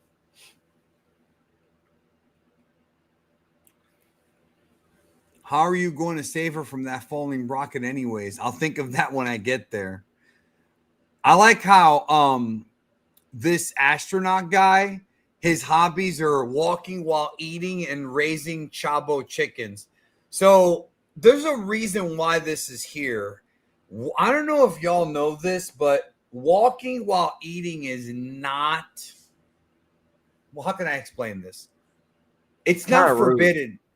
Well, it to the Japanese culture, walking while eating is a no-go. Yeah, it's rude. Yeah. If you go to Japan, you will almost never see somebody walking and eating. There's some. You'll see it once in a while, but you won't because... And when you do see it, it's normally like a snack. It's not like a meal. It's like a snack. You know? Right, but here's the thing about Japan. And again, if you've never been, I'm going to educate you on this. Japan is very, very clean. Very clean. I've never, you know how you can walk outside, bro, and see like trash all over the floor and shit like that all over the streets? It is not like that in Japan. Japan's one of the cleanest countries. You are not supposed to walk and eat at the same time. There are restaurants everywhere in Japan and every corner, or Tokyo. You're supposed to go in, sit down, and eat your ramen or your steak or your fish or your sushi. You're not supposed to walk and eat. And that's their culture. This is why it's so clean. There are no trash bins like randomly outside. You're supposed to throw your trash away at designated places. It is a very, very clean culture. So this is kind of an insult. Now, I don't know what this raising Chabo chicken shit is, bro. Probably something Toriyama did. You think so? Maybe. Yeah, because he said at one point that he owned like 60 different types of animals. Did he say that? Yeah. I actually don't remember that. If you can find that interview, send it to me because I don't remember. I will. That. It's in Dr. Slump. I will. I'll send it to you. T. Samus, I think I heard you saw someone vacuuming the subway steps there. Actually, yes. We were going.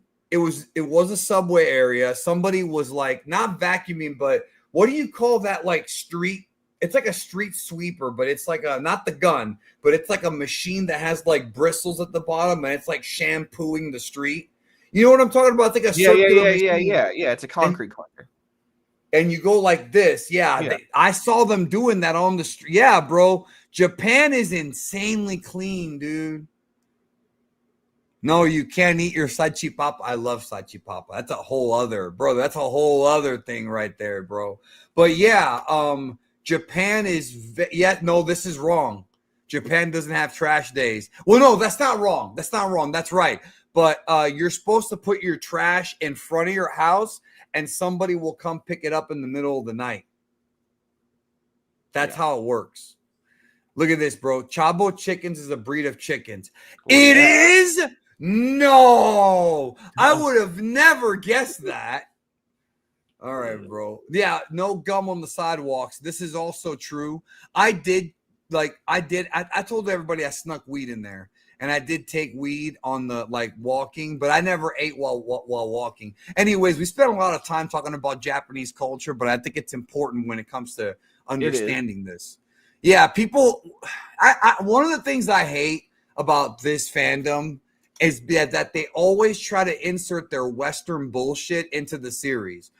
You know, I had a guy once tell me, "Oh, Toriyama cares about race, or Toriyama's characters. Goku cares about the Saiyan race." Bro, what manga did you read? Even in the dub, Goku doesn't care about the Saiyans. There's that, and then and I just think there, and I'm like, bro, where do y'all get this idea from? Like the canon.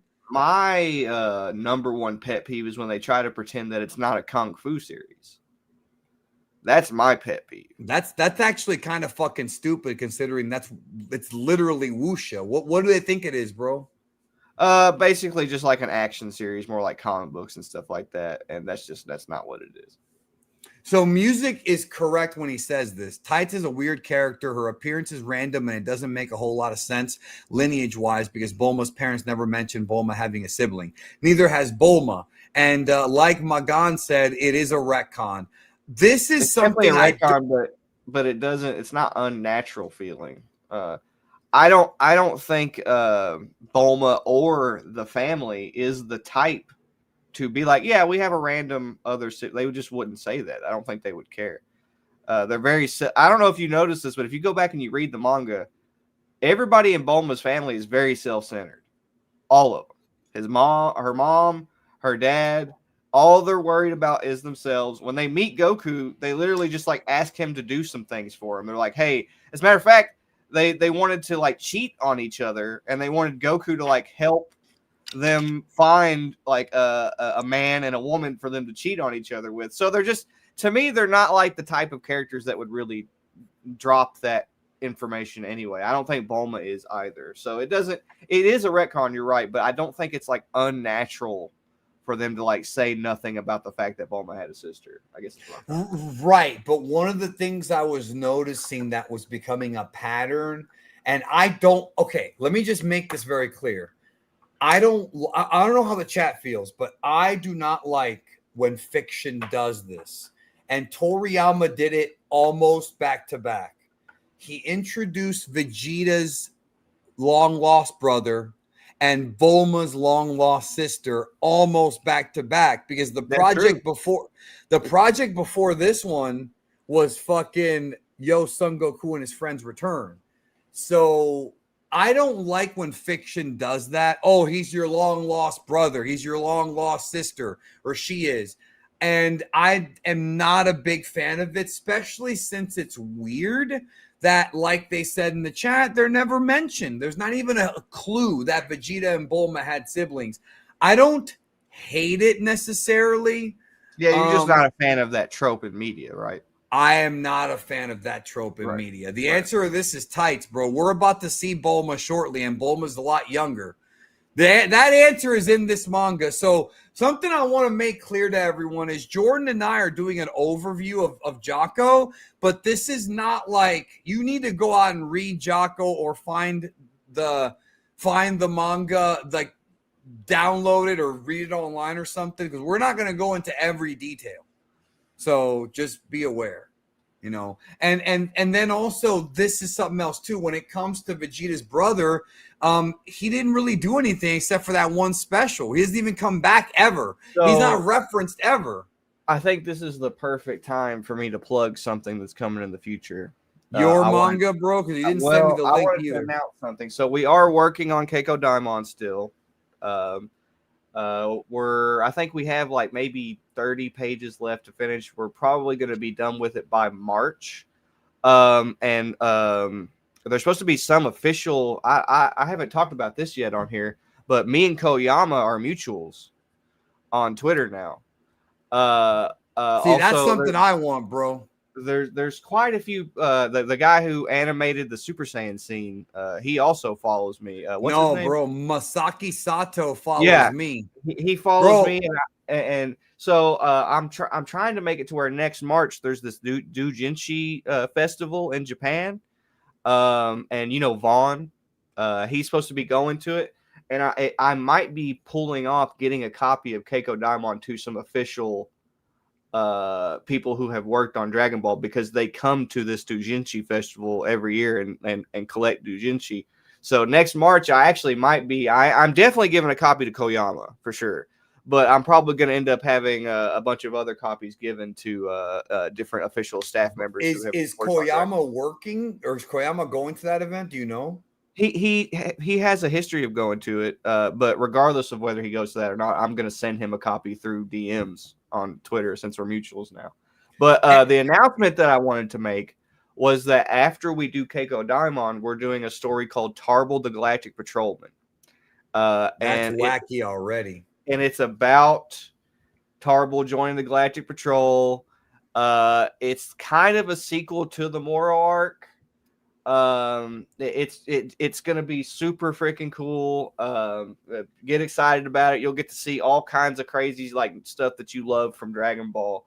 But that's like our next project is Tarble the Galactic Patrolman. One thing I could tell you that does happen in the story, just to like give everybody like a preview of what's coming. Miris is his teacher in that story. So you'll get to see Miris again. You'll get to see the mortal version of Miris teaching Tarble to use like his developing sense of justice as a motivator to be more of a combat-oriented Saiyan. So this is not a prequel. This is like going on at the time of Super. Yeah. So it's Tarble learning to develop a sense of justice, very similar to how Miris did in the Moro arc, because that's the motivator that he used to fight. And Tarble, as we know, he doesn't fight. So in the story, it's kind of him learning to use this like sense of justice that he's developing as a Galactic Patrolman as a motivator to be more combat oriented as a Saiyan. But it's going to be really cool. I just wanted to announce that because I'm really excited about it. I've already got the script worked out. I've already worked out some of the storyboard. But that's the next project coming from us. Griffin's going to be the guy to draw it. Yeah. Okay. Well, I'm excited, bro, because he's really good. That Beavis and Butthead piece that he did the other day, bro, was you seen that one? What is it? The Beavis and Butthead. Oh yeah, I love that. He showed that to me, and I was like, dude, I retweeted that shit so fast. So I'm putting it on the screen right now. First of all, Venixis, I retweeted him. Hold on, let me get this crap off the screen. Well, first of all, I agree with you, Mecha J. I actually think that scene where Goku finds out and Vegeta find out Bulma has a sister is Toriyama acknowledging that it's a retcon. Because the thing about Toriyama people don't seem to understand is that the dude, he's very self-aware. Like when he does like cheap shit, he's very self-aware of it, and he'll make jokes about himself.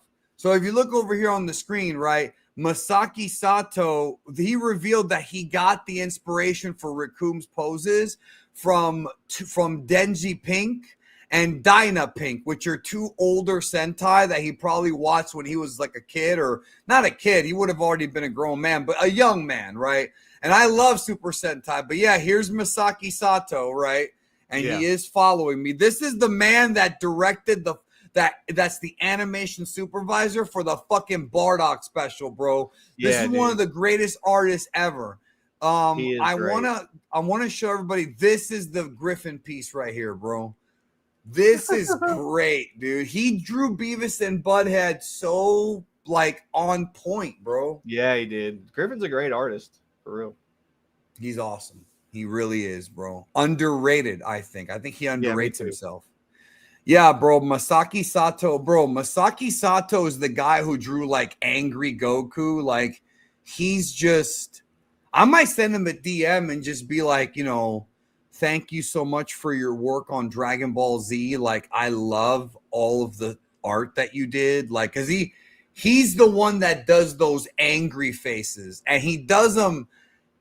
I think, don't take this the wrong way, Jordan, but he might be a tiny, tiny bit better than Toriyama when it comes to drawing angry faces. He's real good at drawing. I wouldn't take that the wrong way. Toriyama actually said himself that he didn't feel that he was the best at drawing expressions that he wanted to. So, yeah, I mean, people can be better at Toriyama at things. That's not that big a deal. You don't have to speak English to talk to him, bro. You know who else I've talked to is Naoki Sato, the guy who did the music for... Bro, how the fuck do you think this guy's like, he speaks English? How the fuck do you think that people talk to Japanese animators, bro? Well, X automatically translates everything now, too. Now they do. That's right. But here's the thing. Even before X, we have translation apps, dog. Like, you didn't know that? Like, do you think that some of these, like, YouTubers that have sources in Japan, that we fucking, like, speak to them in English? Yeah, sometimes. You know what I mean? But most of them just use translation apps, bro. When I taught the Sato, I used a translation app because I hit him up and I was like, bro, because listen, Naoki, and I'm talking about Naoki Sato, not Masaki Sato. Naoki Sato is the guy who did the music for Dragon Ball Superhero and Godzilla -1, bro. Godzilla -1, bro. Sorry, what were you saying? I always talk to these guys using Japanese, like a translated version of Japanese. I don't ever send them English. To me, that's just too much. But this doesn't make sense. This doesn't make sense. Talk to him without translation. Basically, how am I going to talk to him? He wants to be able to talk to him and speak English and not have to translate it to Japanese, and that's just not realistic. That doesn't make sense. Yeah, and it's also like rude. Yeah, and also T-Sama's correct. Most Japanese people do speak some English. Like that's. They might not be fluent at it, but English is very recognized in Japan, especially in places like Tokyo. When you go to, if anybody in the chat wants to go to Japan and you don't speak Japanese or read Japanese, I recommend going to Tokyo because everything in Tokyo is Japanese, kanji, katakana, and then English right beneath it. So every restaurant, well, not every restaurant, because the restaurants have pictures of the food and you just point at it and they'll make the food for you. Right? You just point at the food and they'll make it for you. And if you're at the airport, it's got English. So basically, Tokyo has a ton of English. Tokyo is it is a touristy place. Yeah, it's tourist. Now, if you I heard that it's almost like a separate country compared to the rest of Japan because of that. Well, that's because of how big it is, bro. You know Tokyo. You haven't been, right? No, not yet. So I've been to New York, Chicago, and LA, right? I'm probably gonna go next year, but I haven't been yet. So I've been to New York, Chicago, and LA. Tokyo is like 5 New Yorks size-wise. I've never in my entire life ever been in a city that big. Like I've never seen anything like that. I felt like I was in Coruscant because I took a speed train, bullet train from where my hotel was at to the airport. And I saw these buildings that were so big. Like imagine like the Empire State Building, but like everywhere or twice as big. Tokyo is one of the biggest cities. It's the biggest city I've ever been in, bro. Like it's actually bigger than New York. People think New York's the biggest city. It's bigger than New York. But here's what I was gonna say. If you go to Japan and you go to places like Osaka or what do you call it? Hiroshima, you'd better know Japanese because you're not gonna get help there. But in Tokyo, bro, all you have to do is know arigato gozaimasu, which is thank you very much, sir or madam, and that's it. Makes sense. Yeah. I'm just letting everybody know. Yeah. And yes, New York, it's bigger than New York, bro. Okay, so let's wrap this up. So we're at the action part right here where Jaco's trying to save the rocket because it's going down. This would be so cool if it was animated. Holy shit, bro. Yeah, it would be so cool. There's the astronauts. I mean, again, it's the Challenger thing. Jaco's literally trying to save them, and he does. Yep. This is like a Superman scene, bro. When he saves the air, right? Yeah, I love it. And the people on the ground are like, "Oh, this guy is a hero." And he is. And okay, let's see. You're super elite, aren't you? So Jaco has to do something. He was gonna let the rocket fall on the city, on East City, and then Amori was like, "Dude, you're supposed to be like some super elite. Like you can't stop a rocket from landing on the city." Like basically, he like ego checks him to get him to do what he wants, which is really funny. He's got to save the people from dying. Are the stripes on the rocket homage to Japanese Empire? Possibly. I could see that. See, there you go. That's Trenton using his brain, bro. Trenton, listen, I don't care what they say about you. I love you, all right? I don't care what they say. These heathens say about you, bro. But yeah, so Jaco does his fucking superhero thing, bouncing off of the city, kicking the rocket. This is like what Superman did in the original ending for Superman 1. He's supposed to punch. I don't know if you knew this, Jordan. The nuke that Lex Luthor is going to hit California with, Superman pushes it into space. Yeah, I remember that. Yeah. I've read almost all the Superman comics. Yeah. No, I mean the movie. I'm talking about the movie. Okay. It happened in the comic too, but yeah. But here's the point I was going to make. So Superman pushes the nuke into space, and it hits the little thing that Zod was in. He was in the. Okay. We watched that together recently, actually. Yeah. Yeah, I know what you're talking about. Did. But this was the original ending that was changed. The nuke is supposed to hit that and then flip, and they were supposed to get out of it. They were supposed to be freed over it, and that was changed. So, and then as the thing gets kicked away, Jaco blasts it, and it blows up in the sky, saving the city. And now the people on the ground are like, yeah, this guy's a hero. Unfortunately, the city would get destroyed by Nappa anyways, but that was many years later, bro. Yeah. See, look, you just saved thousands of lives, Jaco. You're awesome. And then he does the pose because he is awesome. I am the mysterious hero, super elite. And I just this is a great climax, bro. I would have loved to have seen this animated. Yeah. And now they're saying, we apologize to you for being so rude. And they gave him the salute. It's like in Godzilla, when Godzilla went down, he gave him the salute. Hold on. Yeah. Hood Raw says, I'm watching Superman 1 tonight. That's a good movie. Recently in my Discord, we watched the 4-hour or 3-hour and 30-minute cut of that movie. It's a long cut. I have it. You can get it online or on the 4K release. If you're going to watch it, if you're going to watch Superman 1, watch the extended one. Because it does show you a lot of scenes that are not in the theatrical, bro. The theatrical is, I think, 2 hours and 10 minutes. And the one that I got was 3 hours and 9 minutes. So it's out there. I'm sorry, Jordan. I'm over here. You know how I get with these movies, bro. And again, if you want to get this shirt or this hat, up here, bro, there, use the QR code. Okay, so because Jaco saved those people, they're gonna let him go, of course. And they're saying, I won't tell anybody that Mr. Super Elite is a robot, which is not true, but they're gonna go with it because he's not human. So you might as well go with it. Telling him that he was an alien would open up an entirely new can of worms. The government would want to be way more involved.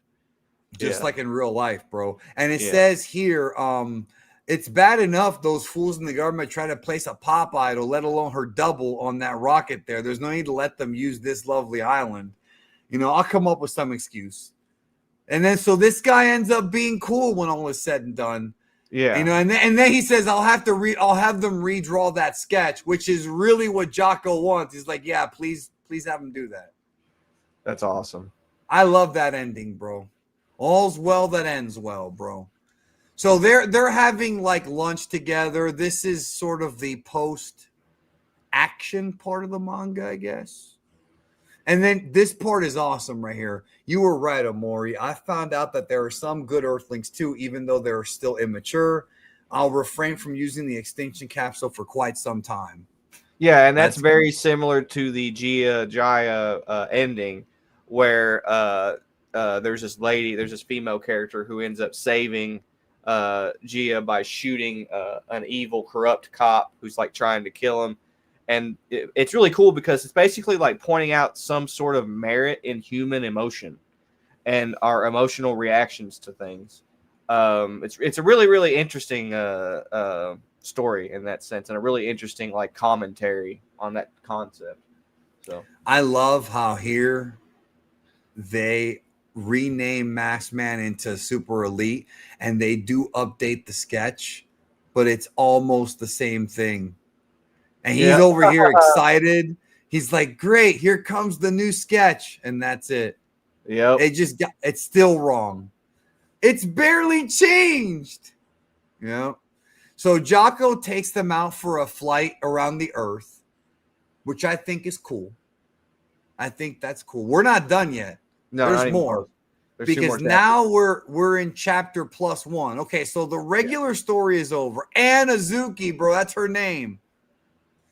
I love this. Baking, dancing, reading, drawing, and beer, but they crossed it off, bro. Yeah, they don't want this is Toriyama humor. The story here is they don't want Azuki to be seen as an alcoholic. So he crosses off the beer. PR, exactly.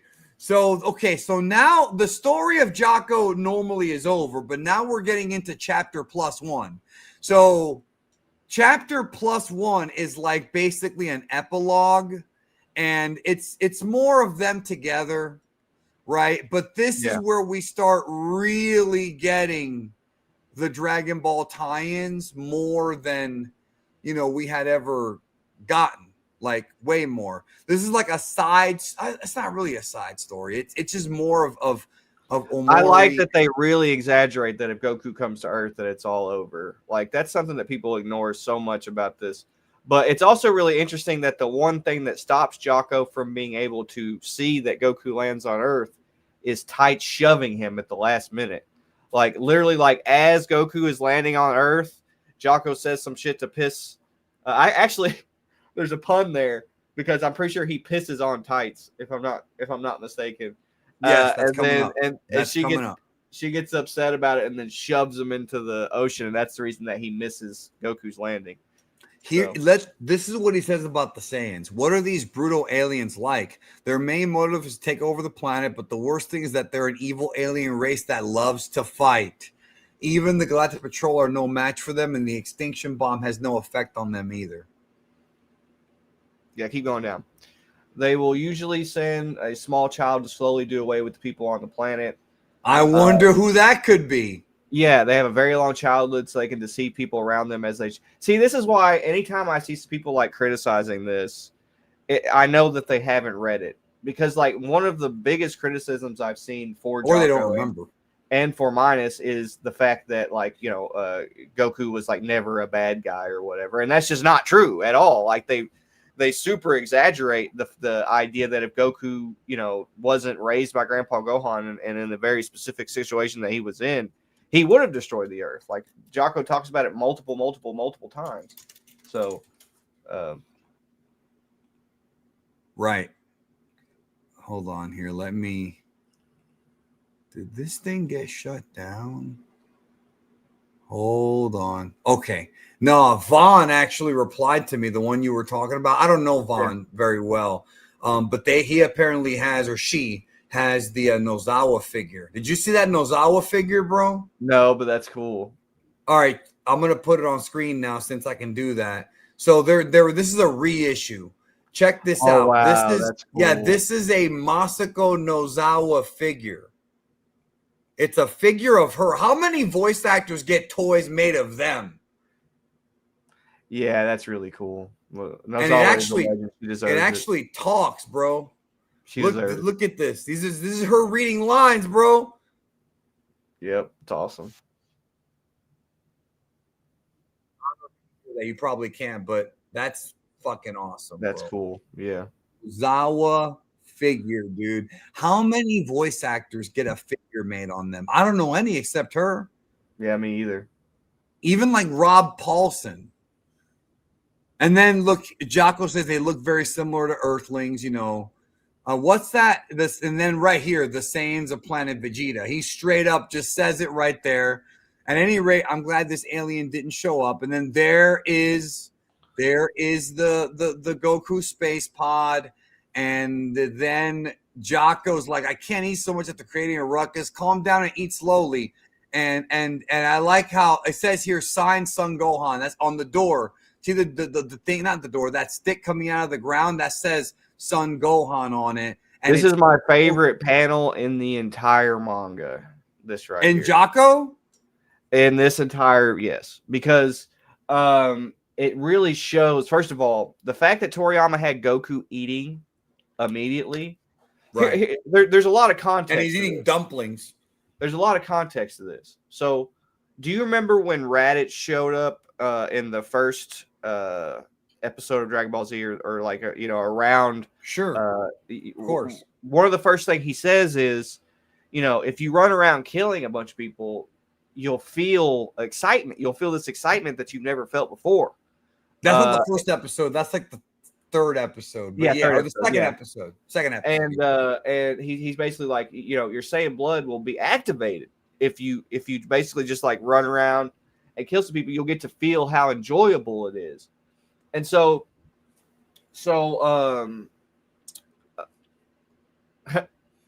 that's also cool. I mean, I do like that. I do like that part too. But the reason I like the one where he's holding Omori and tights and flying, that was the thumbnail for this, is my favorite. But go ahead. I love that there's kind of like a parallel between Vegeta and Goku and Grandpa Gohan and Goku.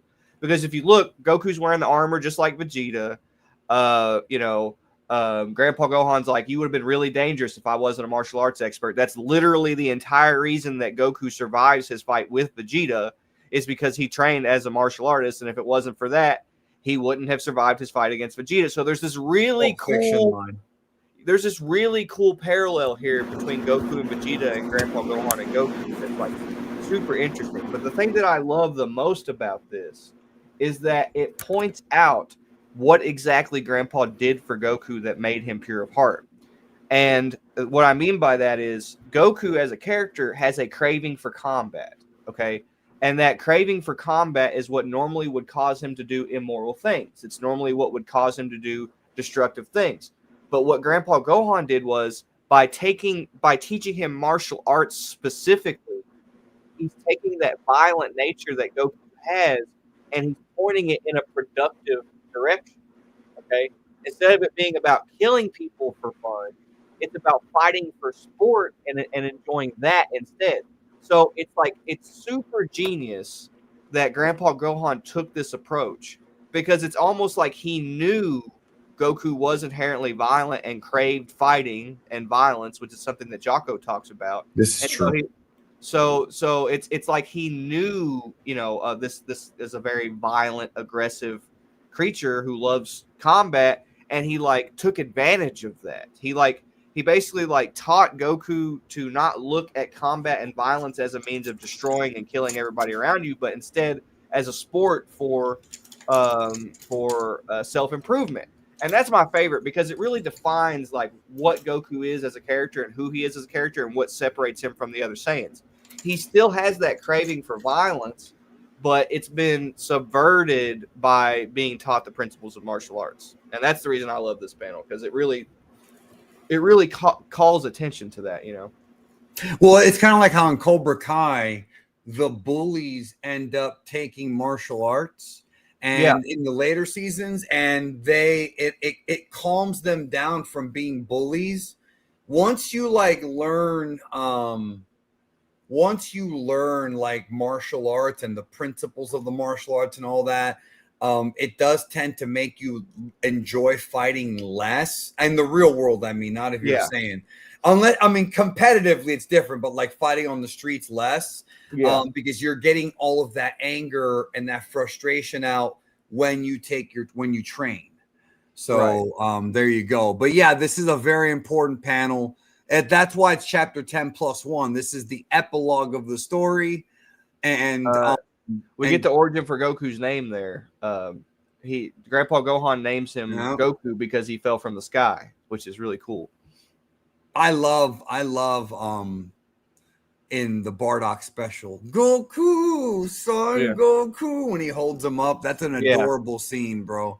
That's a great scene. So we're not done with the Dragon Ball tie-ins. There is more coming. And Tights brings up Capsule Corporation. See, now it's like heavy. And in case you didn't know, he's like, oh, that's the company founded by Dr. Brief, the richest man in the world. And he's like, yeah, as an absolute trustworthy guy. She says that, he's my father. So, I mean, she's going to go get Dr. Brief to help him. And we do see that. She's going to, my sisters, remember that question earlier from Music, who's older? If you read the damn manga, it would tell you. Which is why I tell people read this, even though we are doing an overview. You still got to read this. Yeah. My sister's a lot younger than me. She's only 5 and she hasn't started going to school yet. Plus, she's a super genius, so she'll understand. You're the daughter of a rich family. Why'd you leave your house to do part-time jobs and stay on a crappy island like this? It's a great question. Yeah. Even sci-fi novelists need experience. I'd never be able to imagine a life like this if I lived in riches at home. This place rocks because it has its own little alien. And even though I'm cute, I won't be in any danger because the only people living here are an old man and an alien. That's the good point. But she could bring the problem because she's a young girl, and I like that her motive is to write sci-fi films and to be at peace. Look. Yeah, I love that. Mm-hmm. So, hey, Bulma, long time no see. And there's Kid Bulma. There's Bulma as a kid, bro. No. And look at what Brief says. Professor Omori, you're an authority in space-time engineering. Bro, Omori needs to be in Dragon Ball, bro. I want to see Brief and Omori team up, bro. That would be awesome. Like to help Goku with something. And here's Bulma confronting Jaco.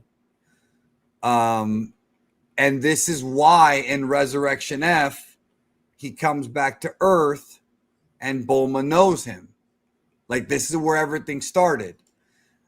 Is it a retcon? Yes, but I mean everything starts with Jaco. Like in some ways, Jaco, if you want to look at it like this, Jaco is like Battle of Gods in that it is a modern reboot of Dragon Ball in a way. Yeah.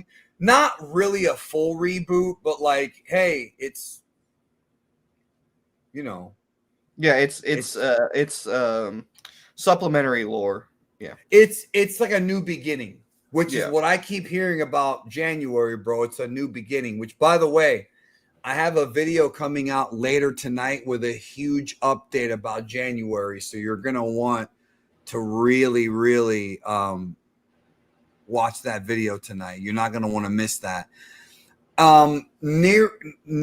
Nero says, is it possible that Tights based her books off Kid Bulma, or did Bulma get influenced by her books? Well, we never read her books before, so I don't know. That's something else too. Like we never got to it'd be cool if like her books were about the Galactic Patrol and like they end up being, Jordan, you know what you should do, bro, with your manga? You should put Tights in it, bro. I'm way ahead of you, dude. Okay, good. I'm like 10 steps ahead of you right now. And here's Bulma checking out the ship with her genius brain. She got it to work. Here's Jaco posing with the real guy. And so here's what happened. Jaco went to the police and let them take a picture of him because he was so offended Yeah. He let them do it, bro. He's too proud to accept that police sketch. And this is Bulma already being a super genius. Toriyama likes to do like super genius kids, bro. In Dr. Slump, Turbo, which is the floating baby, is like a super genius, and it's Senbei's son. And so she fixes the ship, Bulma does, right? And this is all like tech shit right here, it just shows her like using Earth materials to fix the ship so that he can get off the planet. By the way, I can't just copy the technology without permission. Who do I need to negotiate with for the licensing agreement? What? Like, he doesn't know what the fuck he's talking about, bro. He's like, whatever, do what you want. So this would imply that the ship that Dr. Brief worked on for Goku to go to Namek when he upgraded Goku's the Saiyan ship so he can go to Namek at the beginning of the Frieza saga, that he learned about alien technology because of this chapter. Which is cool. Yeah, that's really cool. Yeah, it's another prequel retcon type thing. It's not a bad... The thing about the word retcon is I think people take it the wrong way. It's bad. Yeah. Well, they think it's like a plot hole. And there are retcons that are plot holes, all throughout fiction. Yeah. In Dragon Ball, there's a few that are, but a lot of them are not plot holes. Goku being an alien is a retcon. Yeah. And I think it's one of the coolest retcons of all time. So it's one of the greatest retcons of all time, because if Goku was never an alien, everything that we have now, all these characters, all these worlds, all these forms, all this shit would have never happened. And I've said this before. I think the two greatest retcons of all time are Darth Vader being Luke's father, which was not the plan when the first movie came out, and Goku being an alien, because these retcons changed the direction of the story completely, to where if it wasn't for those retcons, it would have never continued the way it did. Yep. So it's yeah. So she made her own laser gun, and she's like, I was worried you might be an evil alien. And I guess you're still a 5-year-old at heart. And so she uses the gun to blast, and it creates this giant explosion. Too bad she didn't use that gun in real life, or not in real life, in Dragon Ball. Yeah. How would you like to join the? Hold on, I gotta get the chat out of the way. How would you like to join the Galactic Patrol? I'll think about it. They hinted this multiple times about Bulma eventually joining the Galactic Patrol. They've done it in Legends. They've done it in Dokkan. Like they did it in the Dragon Ball Super anime. There's like a whole scene. They did it in Dokkan.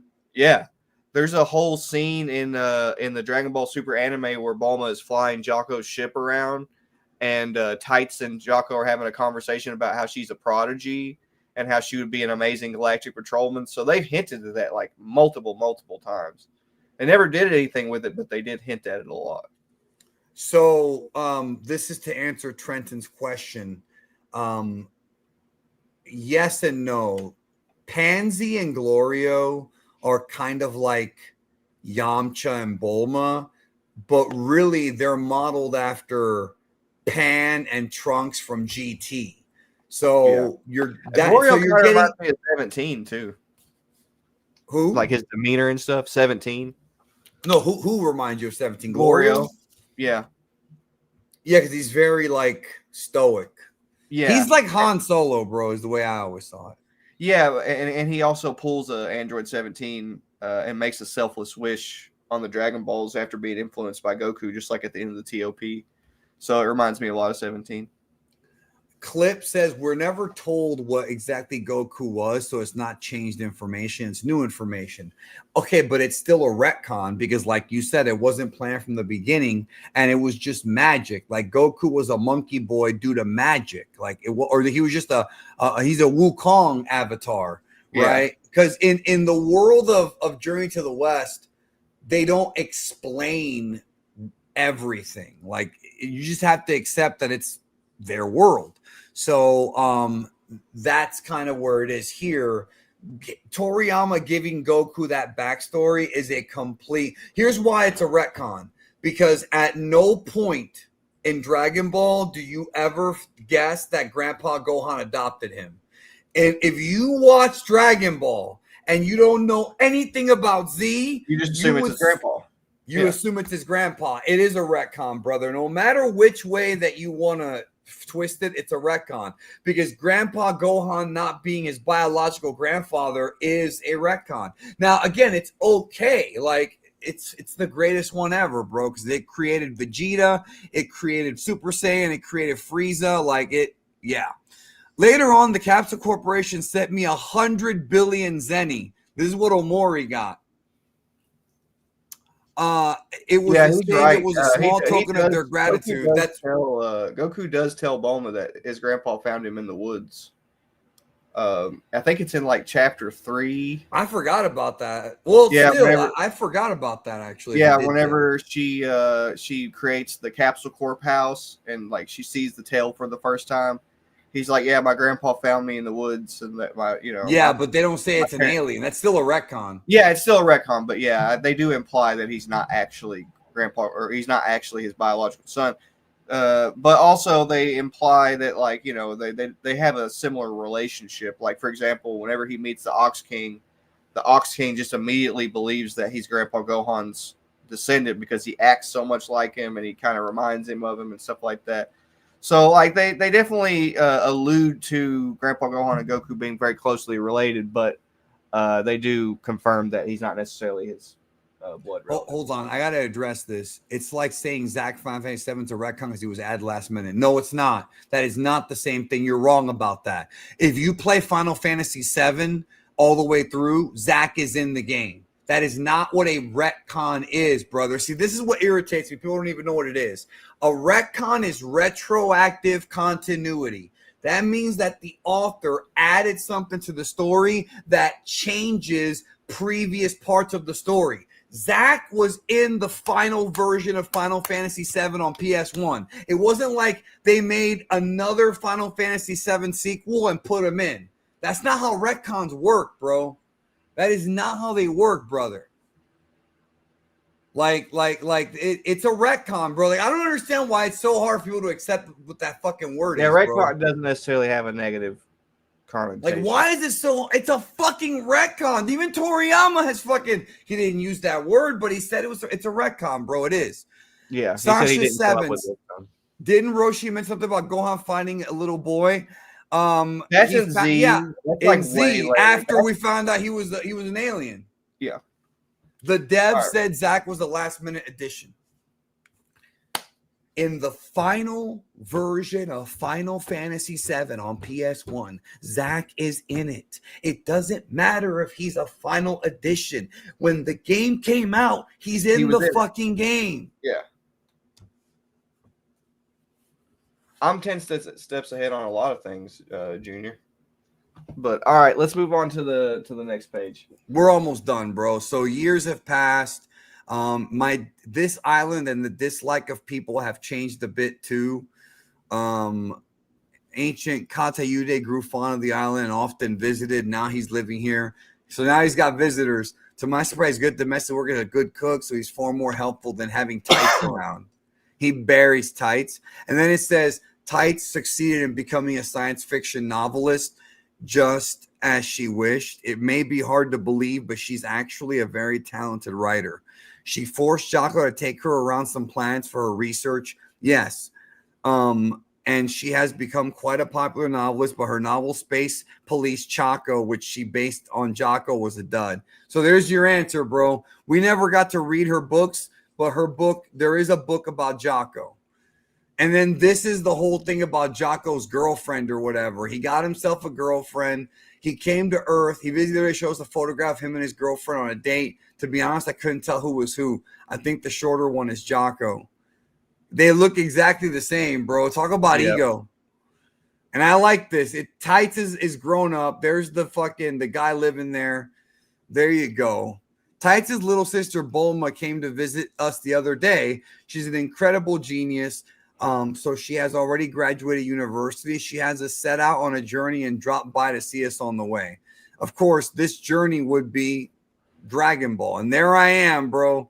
This is my appearance in Dragon Ball right there.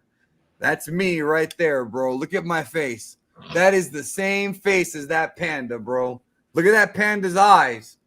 That's me, bro. That's Toriyama's. That is Toriyama's fucking tribute to me right there, bro. Actually, that's not the only one because Champa behaves a lot like me too, bro. Anyways, Bulma, I wonder whatever is going to happen to these 7 balls that can make any wish. And here is Son Goku. This is minutes before they met. Minutes before they met. I'll ask Jaco about it next time. The end. You can read all about Bulma and Son Goku's search for the Dragon Balls in the Dragon Ball graphic novels. Blatant plug. But of course, Jordan, this is not canon because I said so. That's the best canon, bro, because I said so. And then we have Dragon Ball Minus. Now, I don't know how much you want to get into this because I've done videos on Dragon Ball Minus.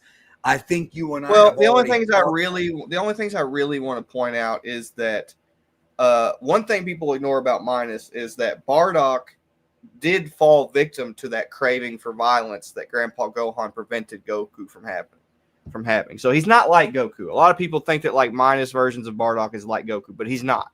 He still enjoys killing people. He fell victim to that. The same thing that Raditz tried to instill in Goku, in terms of like, hey, if you run around killing people, it'll be exciting and you'll love it. Bardock has that going on. But something very interesting about Bardock's character is that he does do some altruistic things, but he doesn't do it for anybody else other than people who are an extension of himself. And of course, I'm referring to like Goku and Gine and stuff like that. And one of the things that people misunderstand about Bardock, particularly in Minus, is that they think that he's like a better character, like he's a good guy, but he's not. He saves Goku because he's projecting himself onto Goku. When he looks at Goku, he's like, he's a low-class warrior just like me. That's why I want to save him.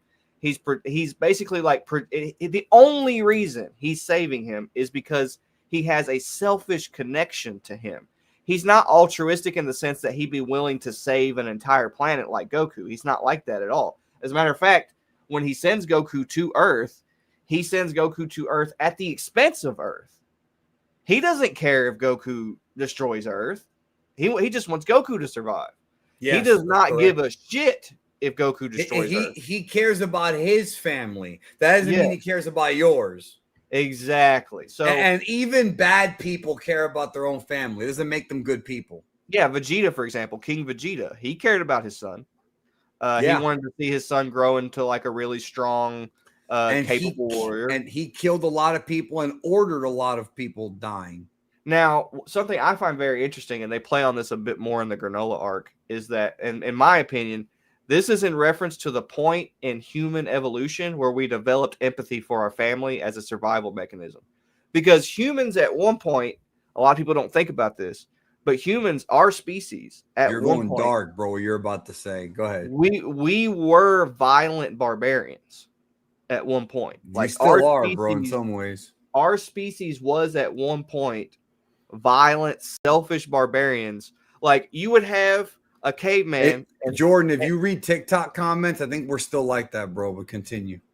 Well, so at one point in our species development, men didn't have intuition. So what they would do is they would meet a woman, they would have a baby with that woman, and they would like take them to their cave and like try to have a family. But instead of protecting that family, they would just repeat the process. They would like go and try to find other women to impregnate. And there's this really interesting scientific study that suggests that sort of behavior was phased out. In some sense, there are still men who think like that. They just want to go sleep with every woman they can find and create multiple families. That's something that's like built into us biologically because of that experience. You're telling me, bro. But there are other men who feel they're against that, and that's because at some point in human development, we realized that was costing us our progeny. It was costing us our genetic code. By being that selfish and that unaware of your surroundings, your children and your wife are going to get killed. Because while you're out trying to sleep with another cave woman, they're stuck in the cave. They could get attacked by a wild animal at any point, and they could get killed. So humans eventually developed this sense of intuition to where we realize that our children are an extension of our own genetic code. And this is also something that happened with animals too. That's why you'll notice that animals have empathy for their own kind, but not for others. And that's because that is a evolutionary trait that happens as a side effect of our ego as a species backfiring and causing us to do things that would cost us the lives of our descendants. So Toriyama is kind of playing on that here.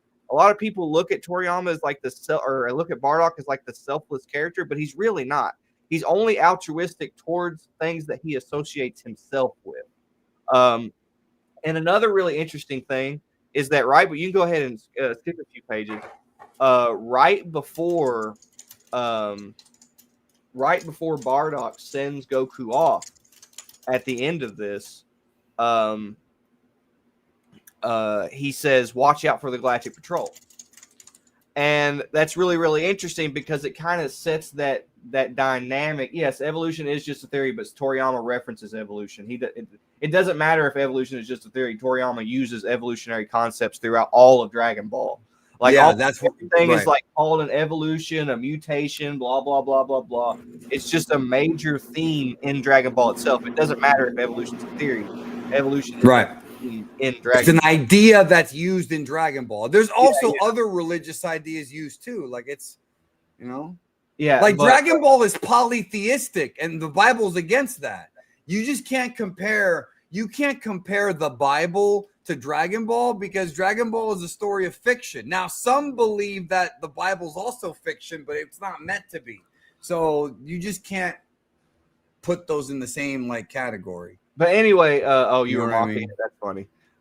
Anyway, they really make this obvious in the Granola arc because in the Granola arc, whenever Bardock saves Weasley and Granola, he's in the middle of doing it, and he looks at himself. Well, he thinks to himself, he's like, "What the hell am I doing?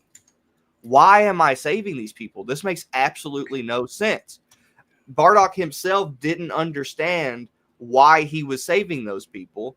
And that is basically evidence of what I'm saying. Bardock is almost like a checkpoint in Saiyan evolution. Okay. He's like the checkpoint in Saiyan evolution where they started to develop intuition and empathy and stuff for the sake of their survival as a species. And that's part of the reason that Toriyama specified that the Saiyans were on the brink of extinction here. I believe here in the manga somewhere it states that they're like maybe like 4,000 left or something like that. They give like a very specific number. But Toriyama's really hammering home like these themes of like Darwinism and like Darwinist style survival of the fittest, evolutionary based themes here with Bardock. So yeah, survival of the fittest is a theme all throughout.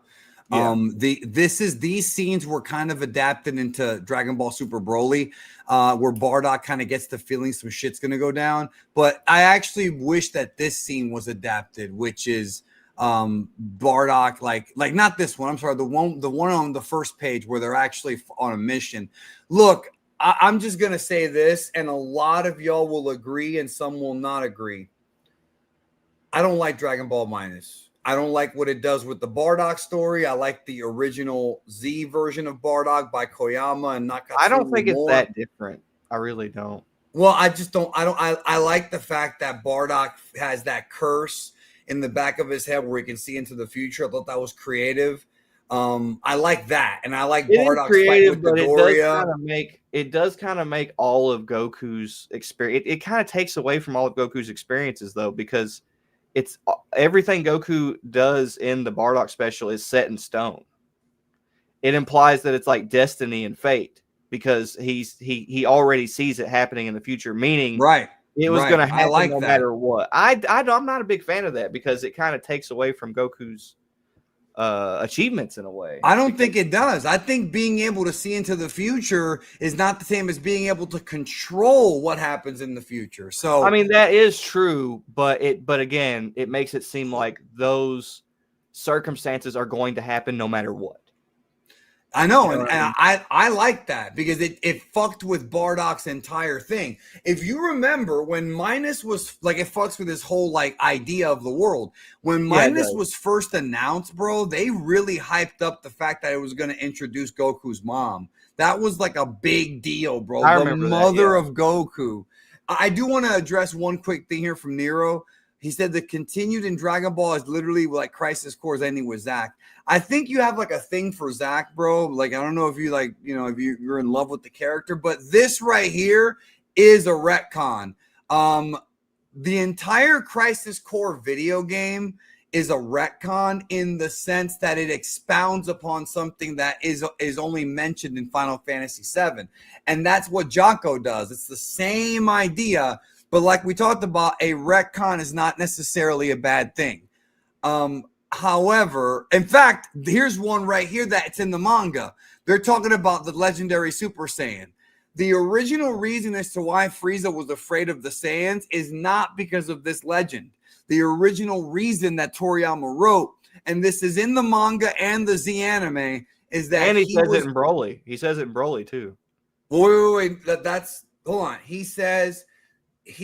Well, I'm talking about the original stuff, the original old stuff before all the new stuff. Because Broly's this story. We're talking about the old stuff, the original reason as to why as to why Frieza was worried about the Saiyans is because they keep getting stronger, and he's worried about a lot of them overthrowing him. Yeah, he wasn't worried about one Super Saiyan. He was worried about a bunch of other Saiyans, and then Toriyama came up with the idea really of worried about the Super. But he's not worried about the Super Saiyan here per se. He's just investigating it. They even say that. They even say that here in a minute. He's like, it's just a legend. It's not that big a deal. And Frieza's like, yeah, you're right. It's probably bullshit. No, but look right here. Look right here. Master Frieza, I'm sure they're just the usual heroic legends we hear about all the time. Yeah, he's saying that the legend's bullshit. That's what he's saying. I'm getting there. Super Saiyan and Super Saiyan God. And he goes, he says, I cannot overlook even the slightest possibility. So he believes that deep down inside, bro, he's worried about it.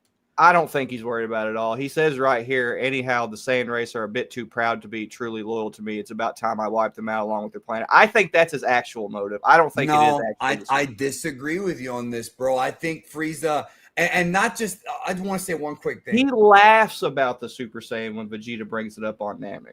So I don't think. But I think that's a cope, though. And he laughs because he knows that Vegeta's not one, bro. I don't think that he's. I don't think he actually believes in it. I really don't. Dude, there's a scene in Dragon Ball where he's like alone and he's like Super Saiyan. That can't be real. And he like in his own mind, he believes it and he tells himself like he's coping with it. Now, again, though, I want to go back to what I said. He might subconsciously be afraid, but I think his ego won't allow him to believe that there's a chance that the Saiyan race, like one member of the Saiyan race, could surpass him. I think that's what it is. It's like subconsciously he doesn't want to believe that it's possible that a Saiyan could exist that's more powerful than him, and that makes perfect sense. No, that is true. I agree with you on that. Where we disagree is how much he was afraid of a Super Saiyan, but again, that in and of itself is a retcon because the original fear that Frieza had was being overthrown by a group of Saiyans. And then they retconned it again when Beerus said, oh, he had to ask me for permission, which I hate. I fucking hate it. In fact, I have a video that I made earlier this year. It's called the Top 10 Worst Retcons of Modern Dragon Ball. And a lot of this is brought up in that. Now, again, I want to go back to what I said earlier. Retcons are not always a bad thing, but sometimes they are. I don't like Dragon Ball Minus, just my opinion. And the fact that now it's Super Saiyan and Super Saiyan God, Toriyama wrote that in because Battle of Gods was tied into this, and he's like, well, I might as well mention it, right? But at no point, hold on. But at no point in the original manga or in the Dragon Ball Z anime does Frieza ever mention Super Saiyan God. Yeah, that's true. A retcon. That's true, and that is a retcon. But again, it's not one of those like unbelievable retcons. Like it doesn't. Really... I don't like it. I think it's okay not to like it. I just don't think it's like unreasonable. I don't think it's like it's very similar to the whole Briefs thing, like the Briefs family thing. I don't think it's like a huge deal that Frieza never brings up Super Saiyan God. I don't think that's, it's being implied here that he's investigating it for the sake of it. I don't think that he's obsessed with it in the sense that a lot of people think. I don't think he's obsessed with it, but I think it's in the back of his mind that him being afraid of Saiyans is in the back of his mind. Yeah, and I do. And this is where they talk about their population right here. Yeah, I want to address this comment right here. The Beerus retcon was the worst. I agree because to me, I like the idea that Frieza was so paranoid about being overthrown that he killed them. I don't like the idea that he genocided them. I don't like the idea of, Beerus approved it. I like the idea of Frieza doing whatever he wants and it makes him more dangerous. I have never liked that Beerus retcon, and I never will. You want Frieza to be more powerful and more... Not powerful, just he needs to prominent, be a guy. Politically his fear is why fucking he even did all the shit he did. Well, I will say they did kind of fuck that up even in Z. What do you mean? Because of King Cold. Wait, what do you mean? King Cold kind of serves that same purpose. He kind of fucks with that idea that Frieza is a completely independent force. Yeah, but he didn't ask King Cold for permission to do what he wanted. That's true. I'm just saying that, like, when King Cold came around, it did kind of kill that vibe that Frieza had, that he was like this independent, which they kind of fixed it by having him not want to resurrect King Cold. But I felt that even back then. I was like, oh, Frieza's just King Cold's son. When I was reading the manga back then, as soon as they entered into the android arc and I saw King Cold, it did like kind of give me a similar feeling to what you're talking about with Beerus, where I was like, oh, he's not that big a deal. He's just the son of this king, Yeah, because his name is King Cold, which is in Japanese, his name is Goldo Daio, which means Grand King Cold. And I actually do see where you're coming from with this one. I understand, like, okay, well, Frieza's just the Darth Vader to the Emperor that is King Cold, right? Yeah. That's never how I read it. I read King Cold as being, and we're not even talking about Broly. As you said, this is the original manga, the original anime. I always saw King Cold as being the guy who used to be in charge of the Empire. Yeah, he's retired, Yeah, because they call Frieza the Emperor of the universe. So that is, and we actually see that in the Broly movie. Like, you know, he gives it to It's like, Frieza. oh, Frieza's even more evil and powerful than me. Yeah, that's what I'm saying. They kind of fixed it. Yeah. But the thing is, I didn't think back in the day that King Cold had given the Empire to Frieza right when they first met the Saiyans. I thought it was even like before then, or after. That's something that was written into the movie that wasn't in the at least not the context of it was. So, but again, this is the magic of interpretation. I do not think that you're wrong with what you're saying about thinking that King Cold is above Frieza in the rankings. Yeah, when I first saw him, when I first saw him, right. No, and that's fair. I never thought that, but it's not one of those things where I'm like, oh, you're dumb for thinking that. Like, I don't like. No, it makes sense as to why you would think that. Yeah. And we don't even find out anything more about King Cold. The only thing Toriyama said, because one of the questions I get all the time is about King Cold and Frieza's race.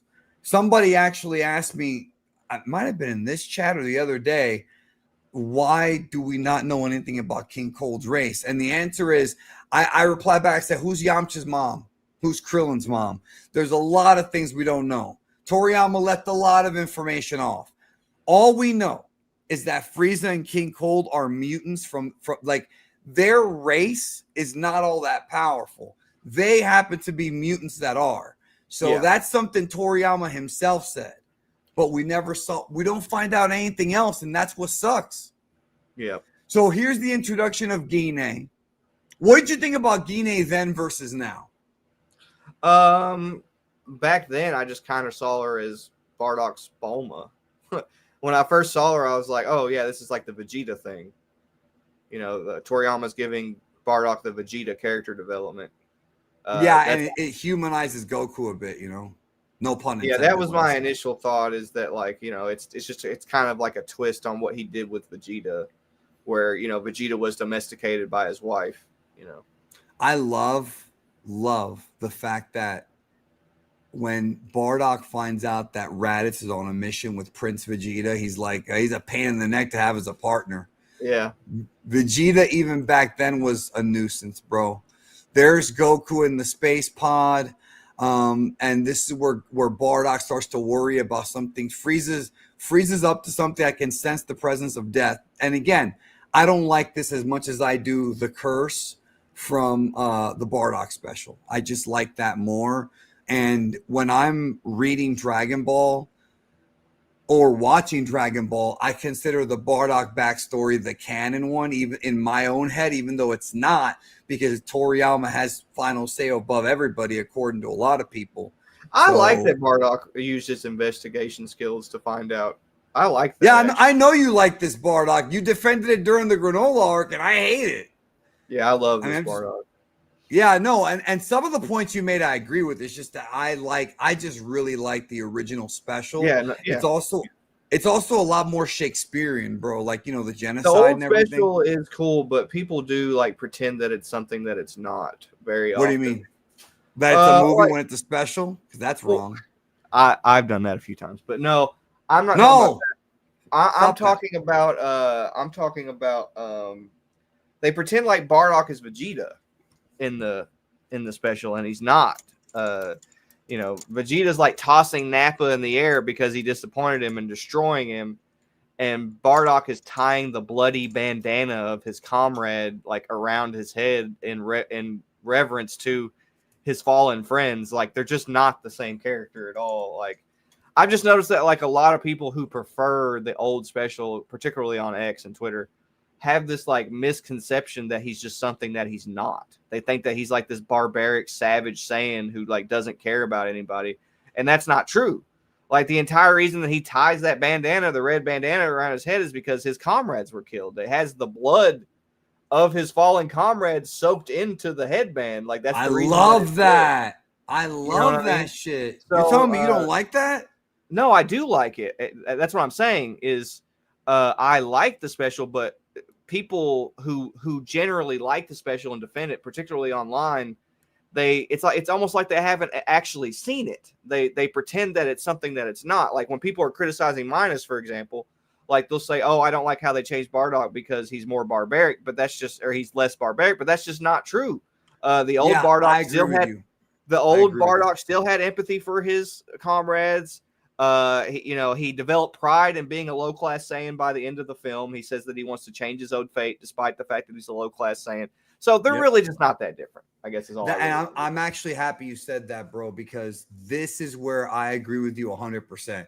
The reason as to why I prefer the special over this is not because Bardock is more barbaric. I mean, that might be other people's opinion, but it's all because of the whole curse thing. I just love the idea of him being cursed with visions of the future and how fucked up shit's gonna get for him. Like, I just love that idea more than him just guessing it. And I see where you're coming from. Like, I'm not, again, I am not, and I would never like say you're an idiot. I don't think you're an idiot. I just really like the whole curse and how he doesn't know what the fuck's going on. He's having like night terrors. It is a good, the special's good. It is good. Yeah, and it's not in any way written by Toriyama. That was all Koyama, bro. I think a lot of people who love, and this is something you and I have run into, people who love Dragon Ball Z always credit Toriyama, and I understand why. He wrote the manga. Dragon Ball Z and the way that Dragon Ball Z is because of Koyama and Kozo Morishita. Those are the guys that deserve credit for Dragon Ball Z. Not as much as Toriyama because he wrote the original manga, but nevertheless, like Koyama's the one that really shaped what Dragon Ball Z would be. And of course, I just think another thing is I think this scene is very misleading to people who read it because they this see is a great scene though because the movie made it so awesome. Yeah, they read this as like Bardock being empathetic and like caring and loving, but that's really a little bit.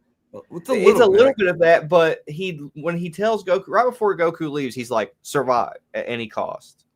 And when you read that, and then he says, "Watch out for the Galactic Patrol." Yeah, bro. yeah. And when you read that, the first thing that you should think is, okay, well, that means he doesn't care what Goku does once he gets to Earth, as long as he survives. So Bardock is not being altruistic. He's not being he's being honorable towards his family, but he's not being selfless. It's still a selfish act. He's still sending a dangerous child to a planet that it can conquer very easily. And that endangers his kid too. Yeah, so but I just want to talk about that. That's just bro, I'm with you 100%. People dislike Minus, I think, for the wrong reasons. I also do feel that Toriyama could have told us more and told us more. Yeah, they kind of did that with the Broly movie, yeah. Yes, they did. But remember, Jordan, when the Broly movie came out, now Tarbell's canon. Now this is canon. Not when Toriyama wrote it in 2013. Who cares about him? Now it's in a movie. Yeah.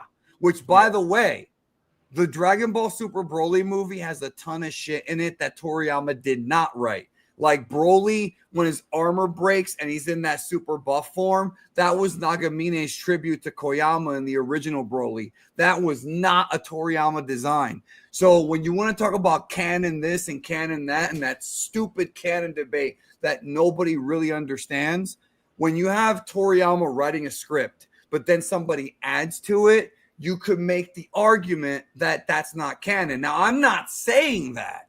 Because what I say is that there is no canon. Why do I say that? Because every motherfucker who talks about canon, it's whatever they rationalize in their own head. Toei, Shueisha, Bird Studios have never released anything that's fucking saying this is canon. The closest we ever got was that Dragon Ball manga mural that was out during the Dragon Ball Roadshow that had like the original manga and then the super stuff. That's there was also closest we've got, and that also has non-Toriyama people working on it. Yeah, and then there's that one statement saying that Gogeta was being added to the canon during the Broly film, which was also a big deal. They didn't say canon, but you're right. You're right. I know exactly what you're talking about when they said it's like the official story, something like that. Yeah. Something like that. Yeah. So I do like this though. Like this, I do like. I like Bardock and Gine, and like you said, I do like this, and I think Bardock is still ruthless. I agree with all that. The only thing I don't like is the whole not future curse thing, because I just think Okay. that's more interesting. Yeah. I don't hate minus like everybody else does, but if you want to You see a have really strong criticisms for it. Yeah. I do. And if you want to see a good breakdown of minus, watch Mr. Fusion's video. That he really broke it down as to why minus has problems. So this obviously leads to Jaco getting the mission. This is like Jaco getting the mission. And then, of course, it says here, and so Jaco and the Saiyan child, who will later be known as Son Goku, headed toward planet Earth. So this is now a Jaco prequel also. That's why it's 10 plus 1. Now it's Dragon Ball minus 1. Or, sorry, Jaco, this is Dragon Ball. So Toriyama's like, chapter 1 through 10 of Jaco, 10 plus 1. Now we're in Dragon Ball minus 1. And so the next chapter is Dragon Ball chapter 1. That's how you're supposed to read it. Because in Toriyama's mind, this is canon. So, I mean, that's just the way it is, bro. I'm not arguing it. That's the way it is. It was a short while later that the planet Vegeta was vaporized along with many Saiyans there. Eventually, that fated child grew up, became a fine man, and would unknowingly face his nemesis, Frieza. The end. And again, now this can tie into Resurrection F. So I don't know what the fuck this is. This is probably awesome. Yeah, it is awesome. I do know Black Manta from Aquaman. I just didn't know. Anyways, that's it. That is it. So final thoughts, Jordan, on Jaco, bro. I love happy. Jaco. Yeah. I was happy when it came out. It's not the greatest Toriyama story, but it's still it's in line with a lot of stuff he did. I think if you're gonna read it as a Dragon Ball fan, don't expect it to be like action packed. Look at it more like a comedy gag manga. And I think people, if you do that, you're going to be fine. I think people have to remember that Toriyama's a comedy writer more than anything. Yep. Well, so any final you guys for the stream? Nah, I'm good. I don't have anything else to say. I've got to make some dinner for everybody here in a minute. Are we reading Black Manta next? I don't know, bro. Yes, I'm glad that you appreciate Jaco more. Make sure that you get your copy, whether it be physical or whether it be digital. I don't care. Jordan, thank you again for being with me here. And the manga. This might not even be the last Mangalorian either, because we'll see. Maybe we could cover Neko Majin, or we could cover the other two Galactic Patrol stories. We'll discuss that, because I think people want that, bro. Like, Nero looks like he wants that, and you know way more about them than I do. I know they exist, but I've never read them before, so it'll be my first time. That'll be fun. Maybe then for that stream, you can be the guy who's like kind of streaming it and like sort of going through the pages. Yeah, and then I'll be the Jordan. Okay, sounds good to me, dude. But I appreciate you guys tuning into the stream. It was great seeing you guys. Yes, and for the record, I have a big video coming out tonight. There is an update on Dragon Ball and the future of Super tonight, and you're gonna get another stream from me either tomorrow or the day after, talking about this update. So, all right, look forward to that. All right, y'all have a good one. See you next.